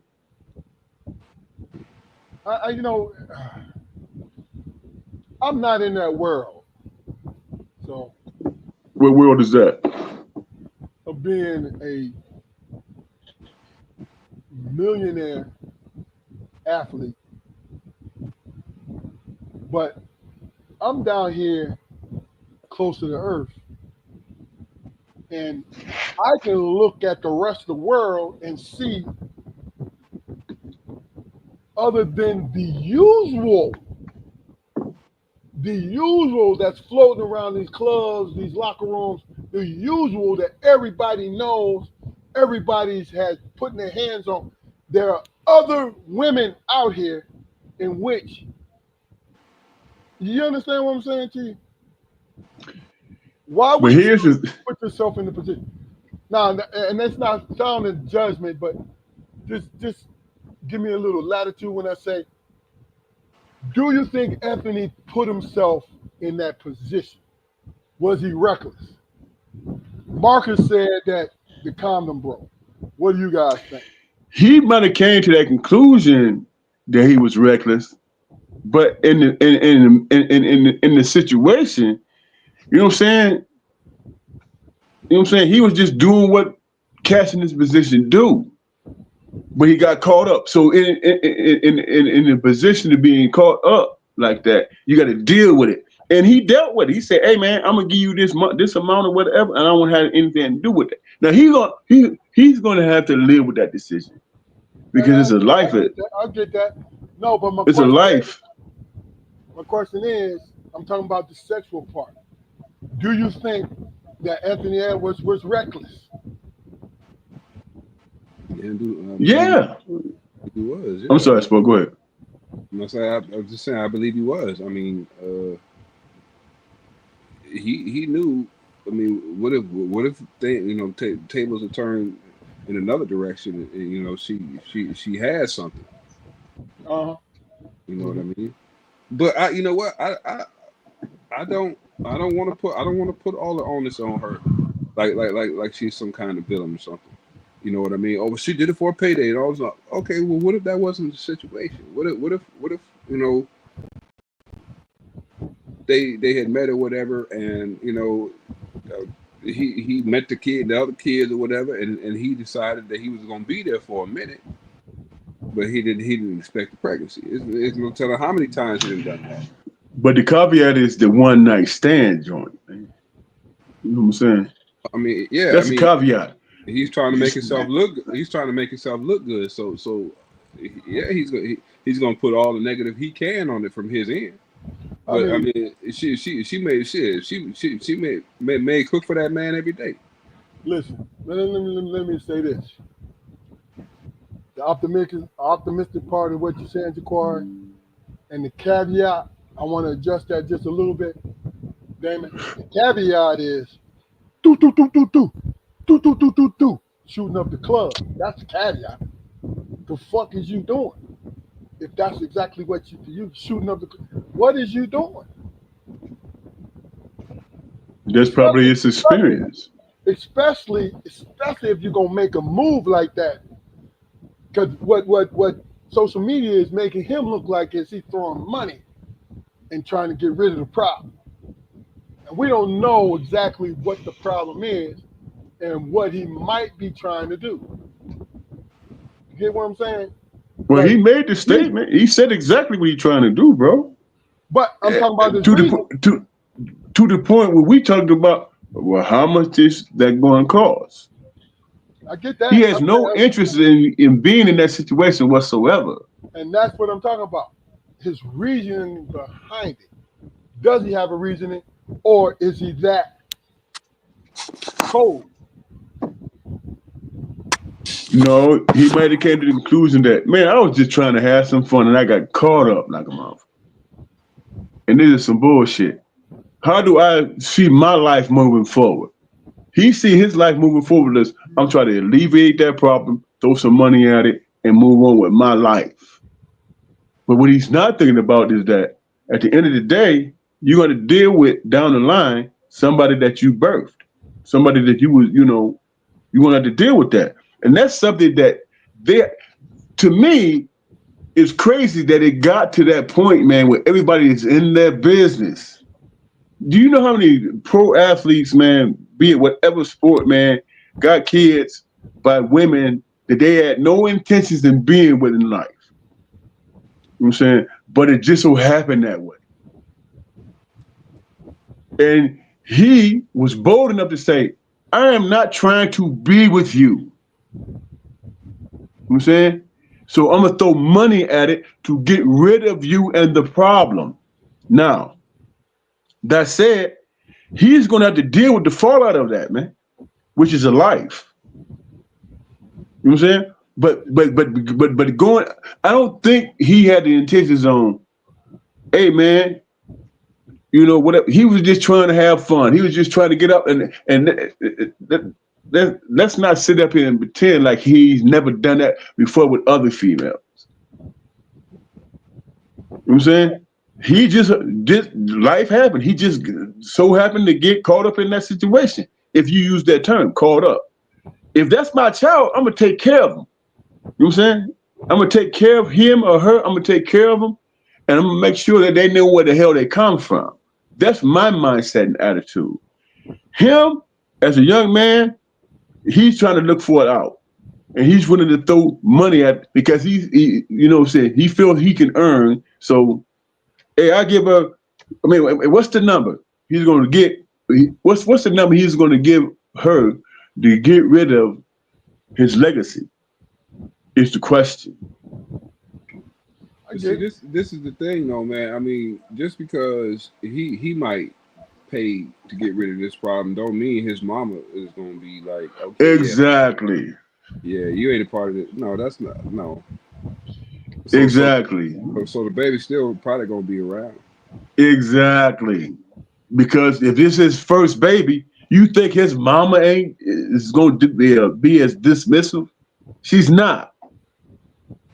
I get it. I don't know. I don't know his parental status. I don't know. Yeah, I mean, so and I'm curious to know that. But you know, how many times, man, when we were young men, a female came by the crib, and our mom, we introduced the female to our mom, and she quiet, don't say anything. I'm saying, hey, you know what? You need to be have more awareness. You need to be more careful, whatever. That might be the statement in the entry. You know what I'm saying? But moms usually say, hey, man, what is you doing? And our mom didn't do that to me. Man, please. My mom, our mom checked the shit out of me about all that. No, she didn't do that with me. She said, Keith, she said, if you like her, I love her. That's what she told me. She didn't do that with me. That's what she told me. Mom looked at me and was like, what is you doing? But see, you know better. But the thing about it is, the type of women that I attracted, I brought very few women home to meet her. You know what I'm saying? And that said a lot. Hell, I only brought one home with me. That's who I've been married with for the last 40 years. Everybody else just showed the hell up. You know what I'm saying? Well, shit. There it is. And she was always that mother was like, man, are you using your head? Are you thinking? Are you this, you that? You know, and not to get real personal with it, I remember my mom woke me up and said, here, box of condoms. You need to be responsible, man. John, did you talk to him about this? That's how she was with me. I mean, okay. Whereas everybody else was like, damn, dog. You know what I'm saying? My point is, you can't be so definitive in terms of Edwards, man. You can't be so definitive if you are responsible. For example, if I'm dealing with a female at that young age, I'm dealing with a female, and I go, and she come to me and say I'm pregnant, and I go to our father and I say, man, this woman talking about she pregnant by me, Pop. The first thing would come out of his mouth is there a possibility? Well, yeah, it is. You said, then if it is, you got to deal with it, son. Yeah, and it doesn't require paying anybody else, paying anybody off. You got to deal with it. I mean, look, we might be giving him too much credit. He might be an immature asshole. That's exactly what he is. I'm not gonna say that because I don't know him personally. You know what I mean? So what I'll do is I'll split it down the middle. That both of them want the world to get to know who they are, because they're doing the public shit. You know what I mean? She's doing it more than Anthony is. Because she's more experienced at it. And the thing about it, once Anthony says something, it is cold-blooded. But my point is this, though, when I brought up our father, my point is this. Our father would come to me and say, hey, son, were you with this woman? Yeah, he did. He would say 50-50, that's probably it's your responsibility, and you have to prepare yourself for that. Not a payoff, but prepare yourself for that because it requires you to think about the life that you created. Look, everybody's not like that. I'm one of them. I know that, but I want everybody to throw should be that like that. in. Everybody should be like that, and I agree with you wholeheartedly. That's why I added that. This dude might be a jerk, and the stuff that he's saying, he really means. You know what I'm saying? I'm not even questioning him. I'm saying if you got somebody in your life saying, man, it's real simple, man. Hey, man, or this woman said I got her pregnant. A responsible parent will say to you, were you doing that thing with her? But yeah, I was. Then, son, you got to deal with that, man. There's a lot of ways to You deal. you got to deal with that. If you were in that mix, you know what I'm saying? Then there's a 50-50 chance that you are responsible for that. And that has nothing to do with trying to make the problem disappear. You have to take responsibility for your actions. And I think that's what you were saying earlier, Keith. Responsibility for your actions. That requires you to see outside of yourself and say, hey, you know what? Even if you feel, you know what, it wasn't worth my time or it was a mistake or however you choose to parse the shit. If you were there in that situation, you have to deal with it. And it has nothing to do with media and what everybody else is saying because a life is involved. Everybody, not everybody want to stay there. Yeah, but here's the thing, bro. Are you that callous, man? Where you know you was there and you did your thing, and you find out that is your child, and you still come to the conclusion that I don't want to have nothing to do with that because A this lot of this, men this do that. doesn't fit into my lifestyle or how I want to move forward in my life. No, too late for that, bro. A lot of men do that. You know what I'm saying?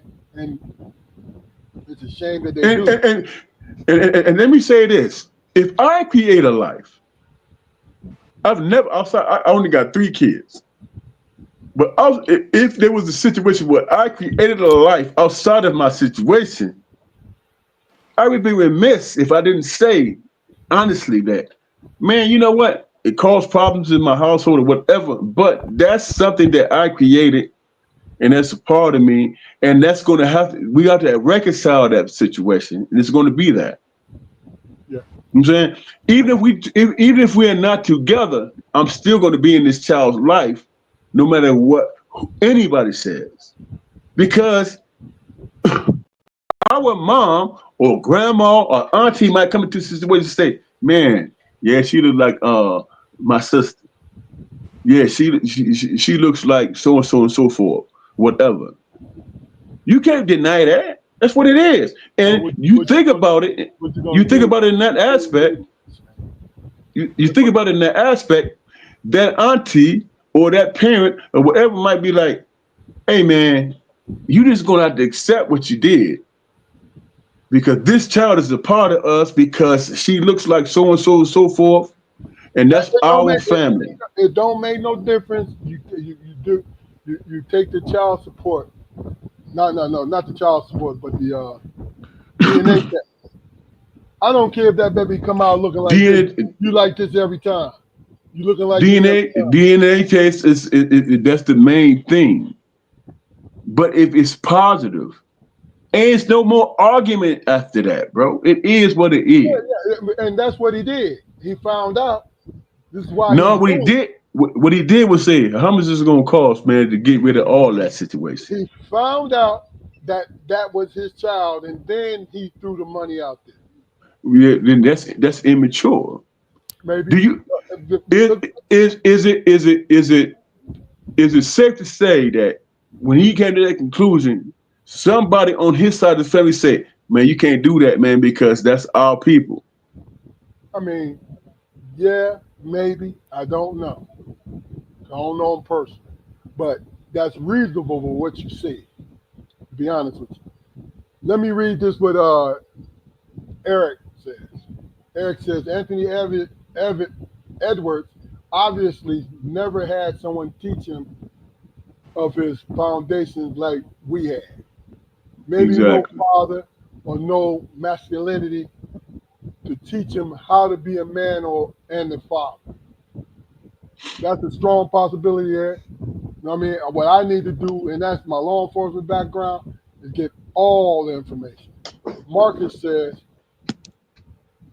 Edwards was raised primarily by his mother and grandmother, Shirley.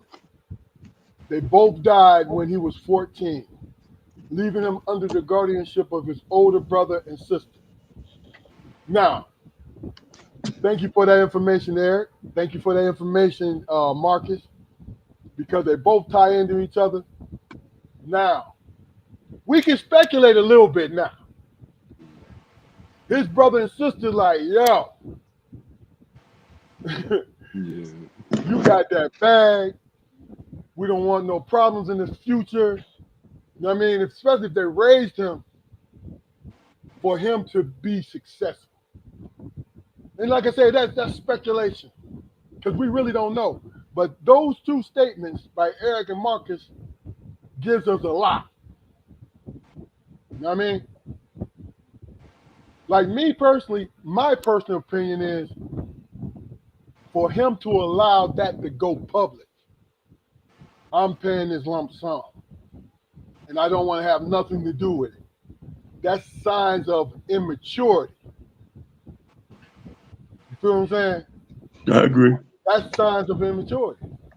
And what I mean by that is, even if you feel that way, don't let nobody know none of your damn business. You know what I mean? Right. And if it comes out, it's going to come out on her part because she's trying to get your money. Not only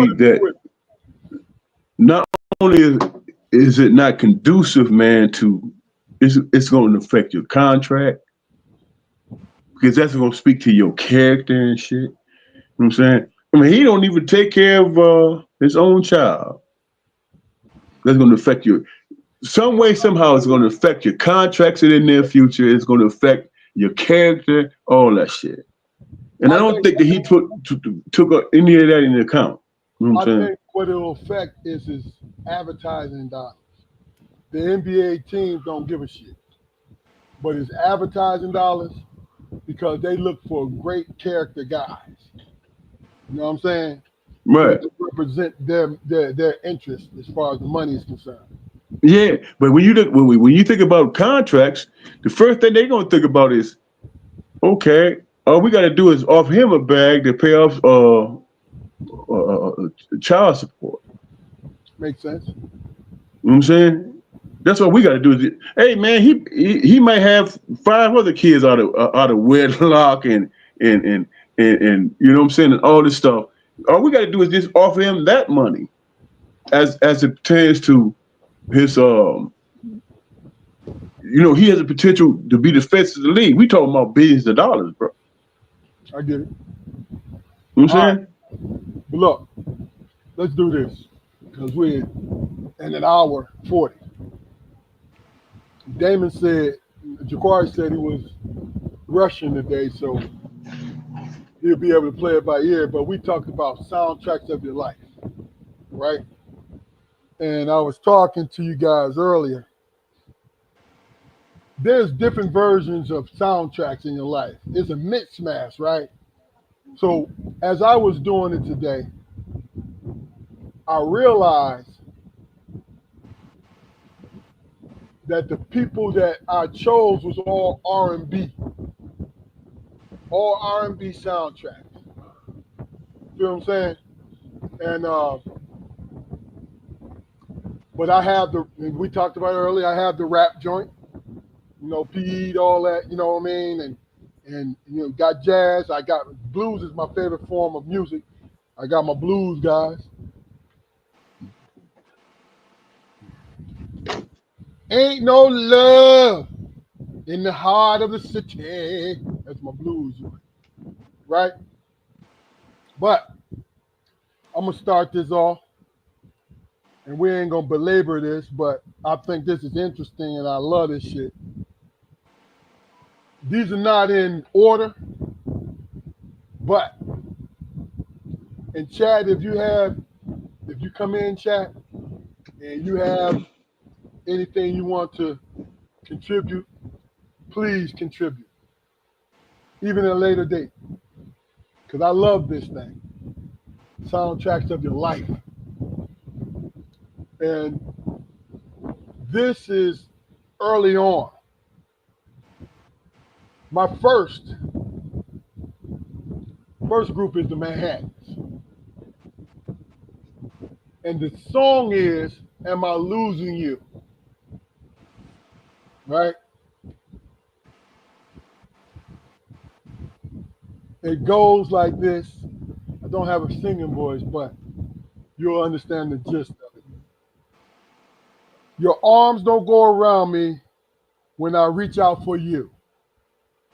And your eyes don't hold the fire that they used to.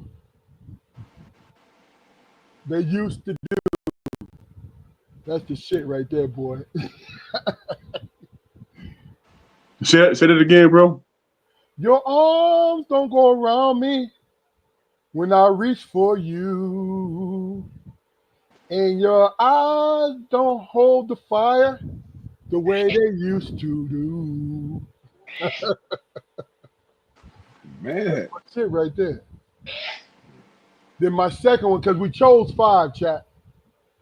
Hey, let us know what a song from your soundtrack of your life. My second one, Teddy Pendergrass. Teddy Pendergrass. It Don't Hurt Now. And the first few lines of it is,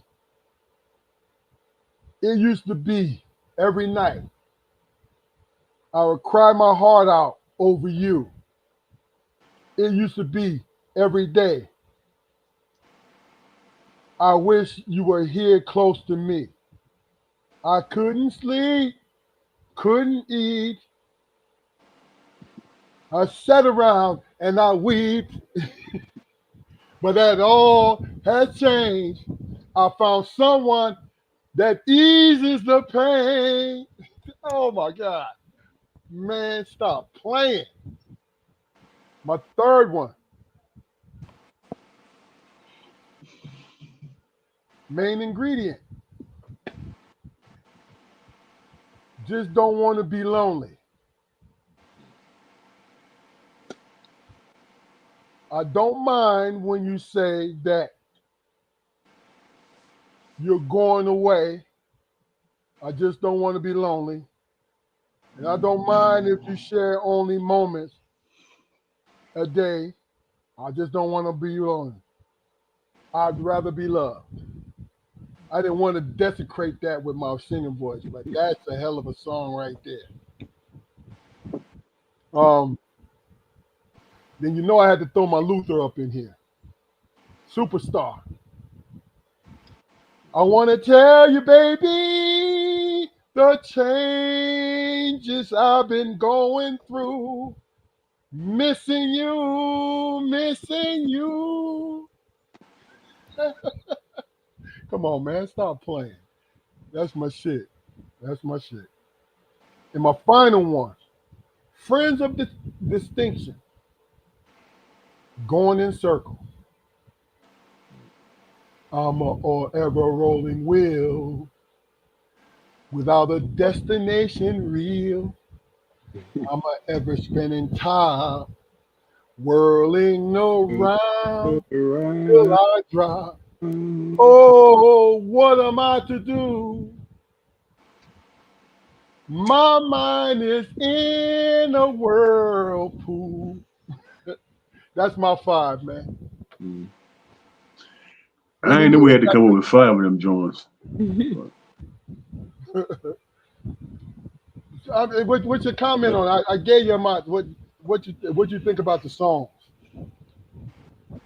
Good songs, man. You know, and the ones I can remember, man. You know, they definitely hit a point in period of time to make me remember shit. For real. Yeah. Let me tell you another Barcade love ballads. Guys, YouTube Barcade love ballads. Anticipation. Man. You know what I mean? Do you guys got a couple to add in there? Yeah. Let me see. Yarborough and Peoples. Don't Stop the Music. That song meant a lot to me. When I was going through my '70s rock phase, man, I fell in love with the band Bad Company. Song Bad Company and The Sky is Burning. Okay. Those meant a lot to me. Let me see. Enchantment, Gloria. Gloria. Yeah. That's what I figured. I figured out I could carry a little tune. That was my mirror song. Was you singing it out loud, bro? Yeah, seems like only yesterday. Oh yeah. That's what I'm talking about. Shit. What else? As by Stevie Wonder. I mean, when I learned that song, man, I mean that's a 7-minute song. You know what I mean? That meant a lot to me. Hold on, I gotta, because I used to say, man, that before I had a phone or whatever, I would never own the songs that I love, man. But now I got all the shits now. No doubt. No doubt. Damon, you got a couple? Incognito. As long as it's you. You know what I'm saying?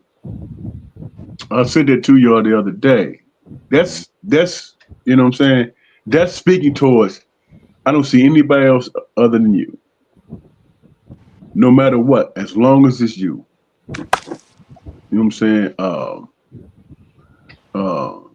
what's the other one? Stevie Wonder, Love Being in Love. I'm trying to remember how it goes, but um um Frankie Beverly and Mays. You know what I'm saying? It's a lot of songs that's out there that's speaking towards being in love with a person. Not in your misery or in spite of you, but being in love with you. I don't see anything else but you. As long as it's you. That song it is what it is. Chemistry. Um, what's that joint he made? Love Calls. Love calls your name. You know what I'm saying? I'm a Gregory Porter fan too. Those songs that I'm speaking of, that requires you seeing the person and saying, I desire that person. You know what I'm saying? I see myself being in love with that person. And I'm expressing it in a way where I'm not being in comparison with somebody else, only you, the possibilities of you. You know You know what I'm saying? I'm not to cut you off, man. I just remember, man, one of my favorite songs, and you hit me to this particular artist, man, John Lucien, "Listen Love." Yeah. You remember that, man? Look, that that that that song just takes me on a journey, man. John Lucien, man, is one of the most underrated, Yeah. singers, of any time, man, for real. Especially when you start scatting shit. Yeah, yeah, yeah. You know, Earth, Wind, and Fire. You know what I'm saying? They made songs about spirituality and God, you know what I'm saying? And being in that. The birds and trees and you know what I'm saying? Look, Commodores, man. Zoom, I Zoom, know it sounds funny, but I really can't stand the pain. Zoom is always going. Leaving you tomorrow. That's why I'm easy. You know, when you talk to a man or woman and you say, as long as it's you, I'm all right. All right, now you on that cut. You got the you might give me something else, man. See you sitting here riffing now.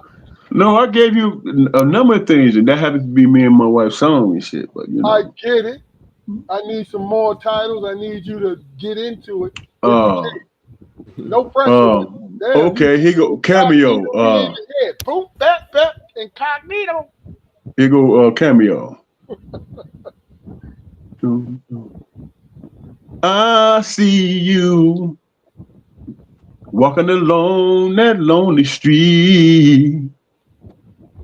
Just you and the breeze. And when I said hello, and one, just listen to it.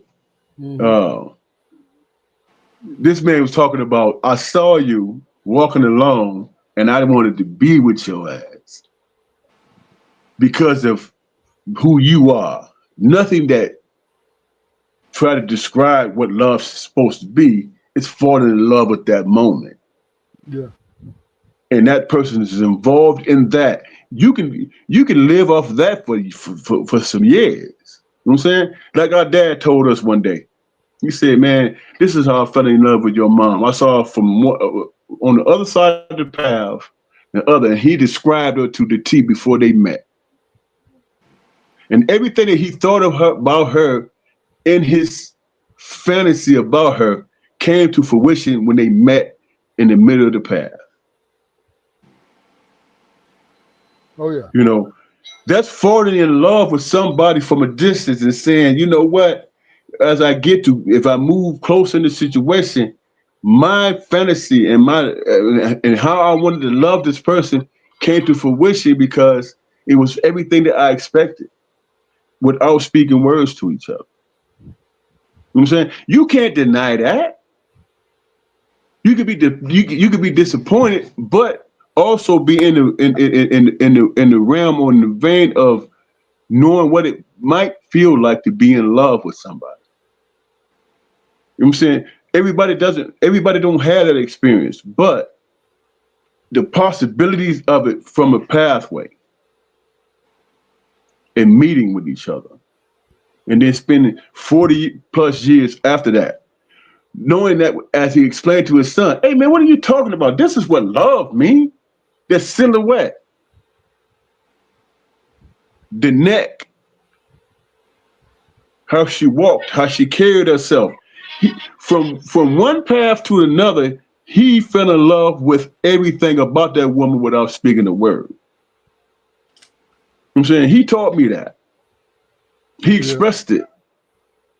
And I'm like, I see where my parents went through the gauntlet and still remain with each other.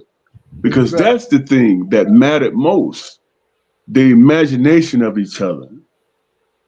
Not letting the world interact with that feeling. Because that's yours and hers alone. That's nobody else's.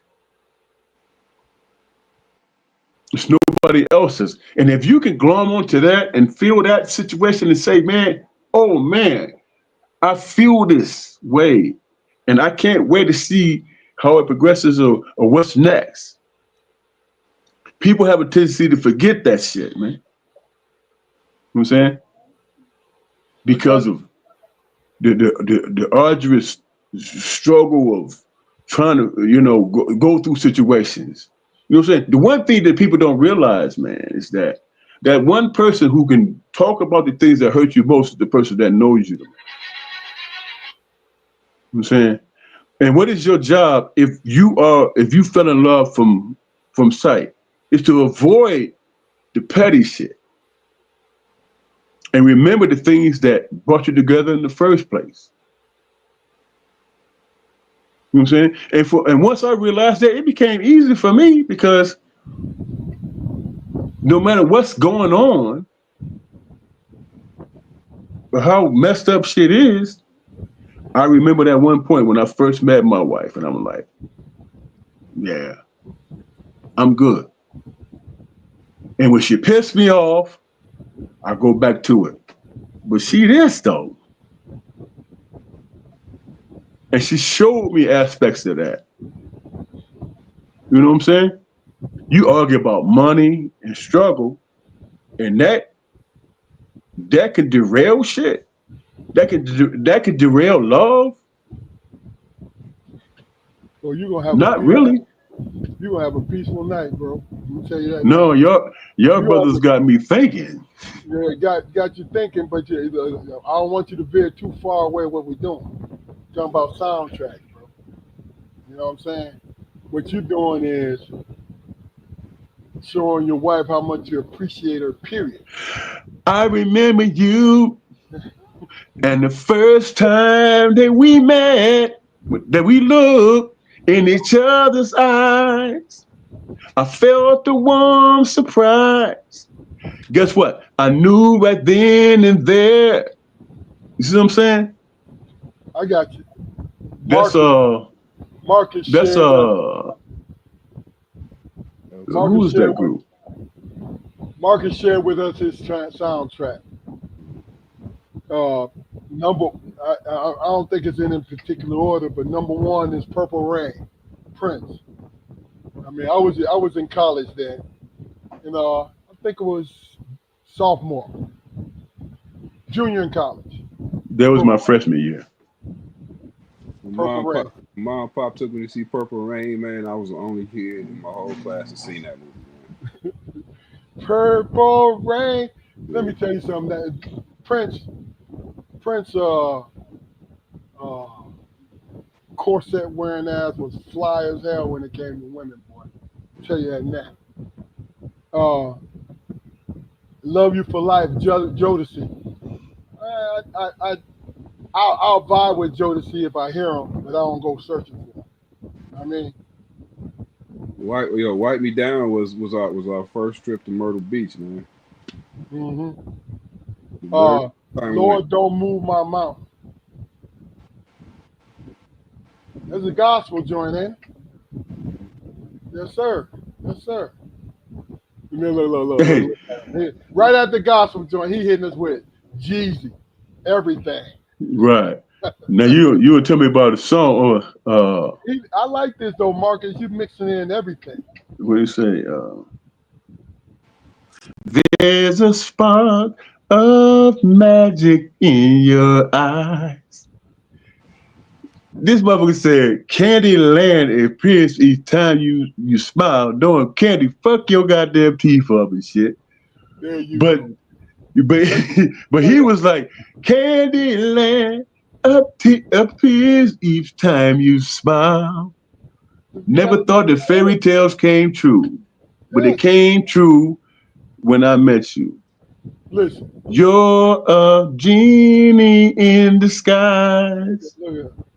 Full of wonders and surprise. That's a love song, bro. Okay, hold on. Let me finish the list.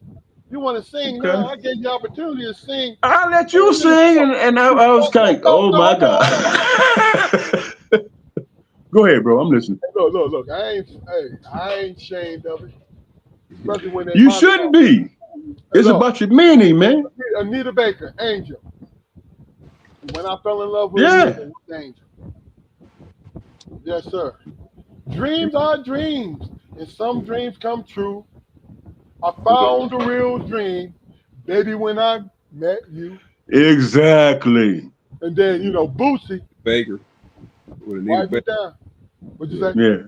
With Anita Baker, it was Whatever It Takes for me. Nobody in the world for me. Anita Baker, no one in the world. All her shit, really. But nobody in the world. Man, stop playing. What's that word? I always told you. Whatever it takes. That's the shit. I'm gonna tell you a story. I used to listen to that shit talking about sing it. Yeah, sing that. No. I'm gonna tell you a story, man. It was my birthday. I was probably turning 43, maybe. My wife Kia bought me tickets. Anita Baker came to Raleigh, bought me tickets. Now, it was her second to last show. And I feel guilty about this, but Anita had us there. It was the coldest day of the year in the wintertime. Anita had us outstanding to wait in line to go in. She did a sound check, right? That lasted 2.5 hours past the starting time. I was pissed, but I couldn't leave because it's Anita, right? And plus, it was my birthday present from my wife, kid. So I'm pissed, but you know I'm a Anita guy. I'm the Anita man, right? And I'm gonna wait her out. We get there, and this is no fucking lie. We finally get in our seats, and she sings 4 songs and then leaves. I stopped listening, and I'm petty and mature. I stopped listening to her. I'm 60 now. This is when I was 43. I stopped listening to her because I felt betrayed, to be honest with you. Did you feel betrayed when you said, "You're the best thing yet to ever come into my life"? Come on, man. We can think about 1,000 songs, man. It's about love, man. That was, Anita. I love Anita, man. I love Luther. You know what I'm saying? Because what they were balladeers. Even though Luther, he goes across the spectrum. He's a crooner, he's a balladeer, and he's a singer. You know what I'm saying? Like I said it earlier, Gregory Porter is a crooner. You know, crooners can't necessarily hold every note, but they make you feel every song every word that they sing. You know what I'm saying? What about Luther? Love has truly been good to me. Man, I could think about 100 songs, man, that I listen to, and I'll be like, it's okay, man. Yeah, to have feelings. You know what I'm saying? All right, well, look. Last one of the day. It's so amazing to be. And I'm asking you on the fly. Pick one song that describes who you are at least 21 hours of the day that you can think of. Let me think of it. Okay. I'm talking about it don't make a difference. Yeah, I'm talking about the closest to 21 hours a day that fits your personality, who you are, be it jazz, country, whatever. Bad Company by Bad Company. And how the words go? Don't remember? No. I got one. I remember them, but I'm not gonna do it. And this has to do with personal self, Earth, Wind, and Fire, spirit. Our spirits manifest love and faith. We must make our brothers see. Oh, no, song back. Look, honestly, I can think of 3 that fits me at any given moment. The first one is, let the bodies hit the floor. Let the bodies hit the floor. Let the bodies hit the floor. That song does something to me, bro. I ain't gonna lie to you. And then, Brother Where Art Thou? I am the man of constant struggle. I've seen struggle all my days. But the one I was born. Oh my, yeah. Don't get me started. That's I'm serious. I told you my favorite old time gospel song was Burial. You got to go to that lonesome valley. You know what motherfuckers when they see the dude, they say, "Man, listen to these brothers trying to sing." Oh my god! But that's the whole point, though. Who Hey, look, cares? look, Look. Here's my song that I've thought of ever since I first heard this song, and I've thought of it throughout my life, and I know it word for word. May not get it tonight, but I know it word for word. I had to meet you here today. There's just so many things to say. Did he say, "Please don't leave me"? What did we say? Please don't stop me until I'm through. Till I'm through. This is something I hate to do. Then he hit it down. We've been meeting here so long. That's my shit right there. Boy, I told y'all last night, if I could sing like y'all, we would have our own YouTube channel because hey, fuck it. We'd just be on some snippets. You know what I'm saying? Making that shit viral. Viral.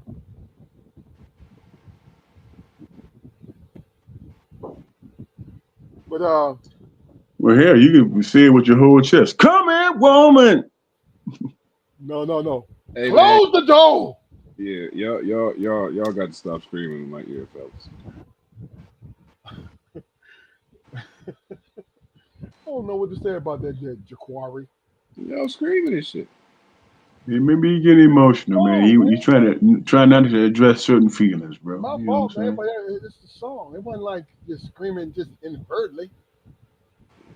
Man, relax, bro. I'm just fucking with you. No, but anything before we get off here, any last words for the evening? I've had a ball, and guys, my singer voice is what it is. But I still enjoyed every song that I sang. Hey, all you got to do in response to that, brother, y'all know what the fuck I'm talking about. Stop playing. Yeah.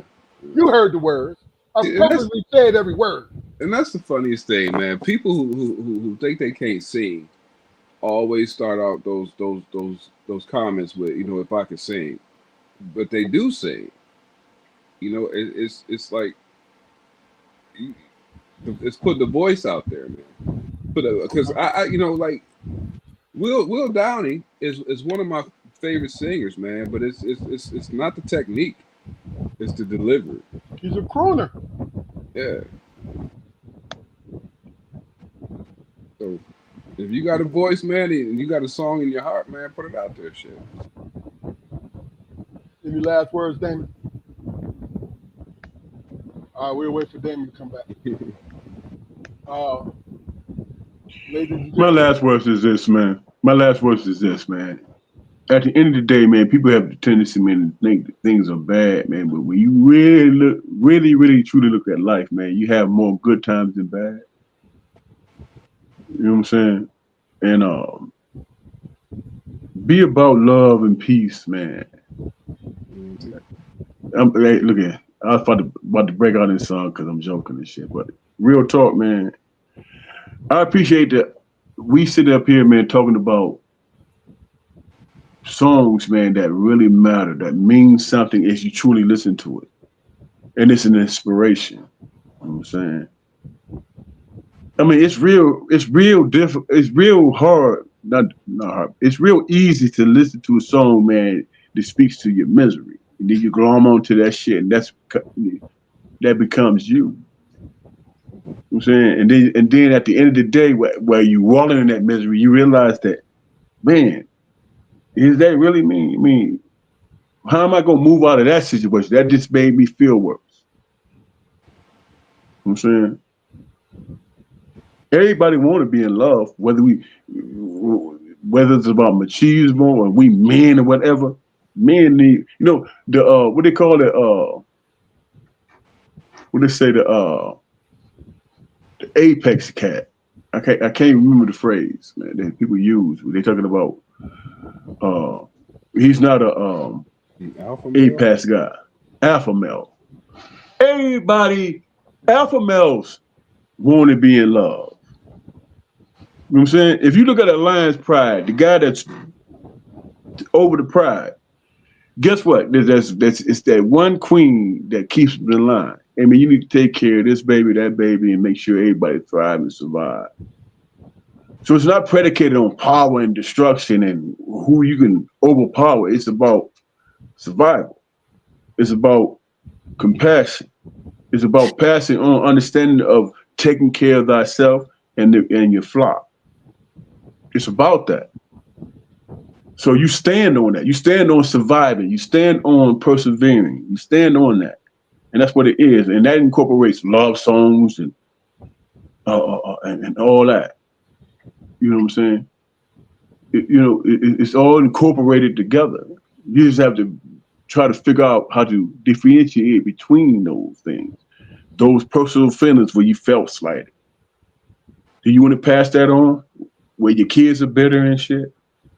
And what to look out for? You need to be a man in this situation in case, or just be yourself and say, "Hey, man, I want to explore my past. I want to explore that, no matter what the naysayers are, because they might see your passion as a weakness. But Shakespeare explored his passions, where everybody's in love with his word. The rules he wrote down and he spoke, and they want to be a part of that. Man, I want to be in love like that. I want to have somebody in my corner like that. That requires humanity, love, respect. You know what I'm saying? And it's not always predicated on throwing your chest out, because you will never win that. Because it's always somebody tougher than you. You know what I'm saying? But you can be in love, and that can go down in history. Romeo and Juliet, for whatever that's worth. People want to be that in love with each other, going against the world. Man, that's how I feel. You know what I'm saying? Being in love is me and my mate saying, you know what, we gonna stand this test this time, and whatever comes our way, I don't care, as long as you that. You know, and sometimes we forget that shit, man, and fall out of grace. And what did Jesus talked about, y'all? Loving thy neighbor. All right, bro. Listen. I'm just kidding, man. But you know, you understand the gist of what I was saying. Yeah. Great words. What we're gonna do? We're gonna end the episode tonight. A little housekeeping before we go. Go like, share, and subscribe our YouTube channel, Strong Perspective Podcast. You see under my name, Big Dog. You see the Cash App. You put it up there. You know, tools and views to help the channel. We appreciate everything. Help us out. Help us move forward. Help us do our thing. All right. 3 years strong. Don't even feel like it. Feel like we just started it last month. I definitely appreciate everybody who tunes in. I definitely appreciate my partners. The big fella, Uncle Spoke, right? The big fella, Uncle Spoke, and Damon Armstrong. We're gonna keep rocking. We're here next week. It's Friday at 7:30. If you want to come on, especially my people in the Facebook community, hit me with the messenger, and we want different views. We need people to come on, men and women. Please come on. Let's talk about it. If you have a subject you want to talk about, we'll talk about it. You know what I mean? Big Mike, what's up, baby? What's going on, brother? Appreciate the time, man. Appreciate the time. But please come through. Just let me know. Cash App the Strong Perspective Podcast. Do our thing. Help us out, baby. And we don't need it, but we appreciate it. I'm gonna say this, man, before we go. And this is personal. I would have never expressed myself and been as free as I was tonight without my two brothers being here. You know what I'm saying? Some of the feelings that I expressed tonight, I was suppressed because I thought, I would have the attitude that somebody might find it as a weakness. But I was on here with my two brothers singing out of tune and all that stuff because I'm comfortable. No doubt. Right? And I was able to express myself and share with the world that I usually keep close to my breast. You know what I'm saying? And I appreciate y'all, man, for allowing me to be free in the moment. Give us free.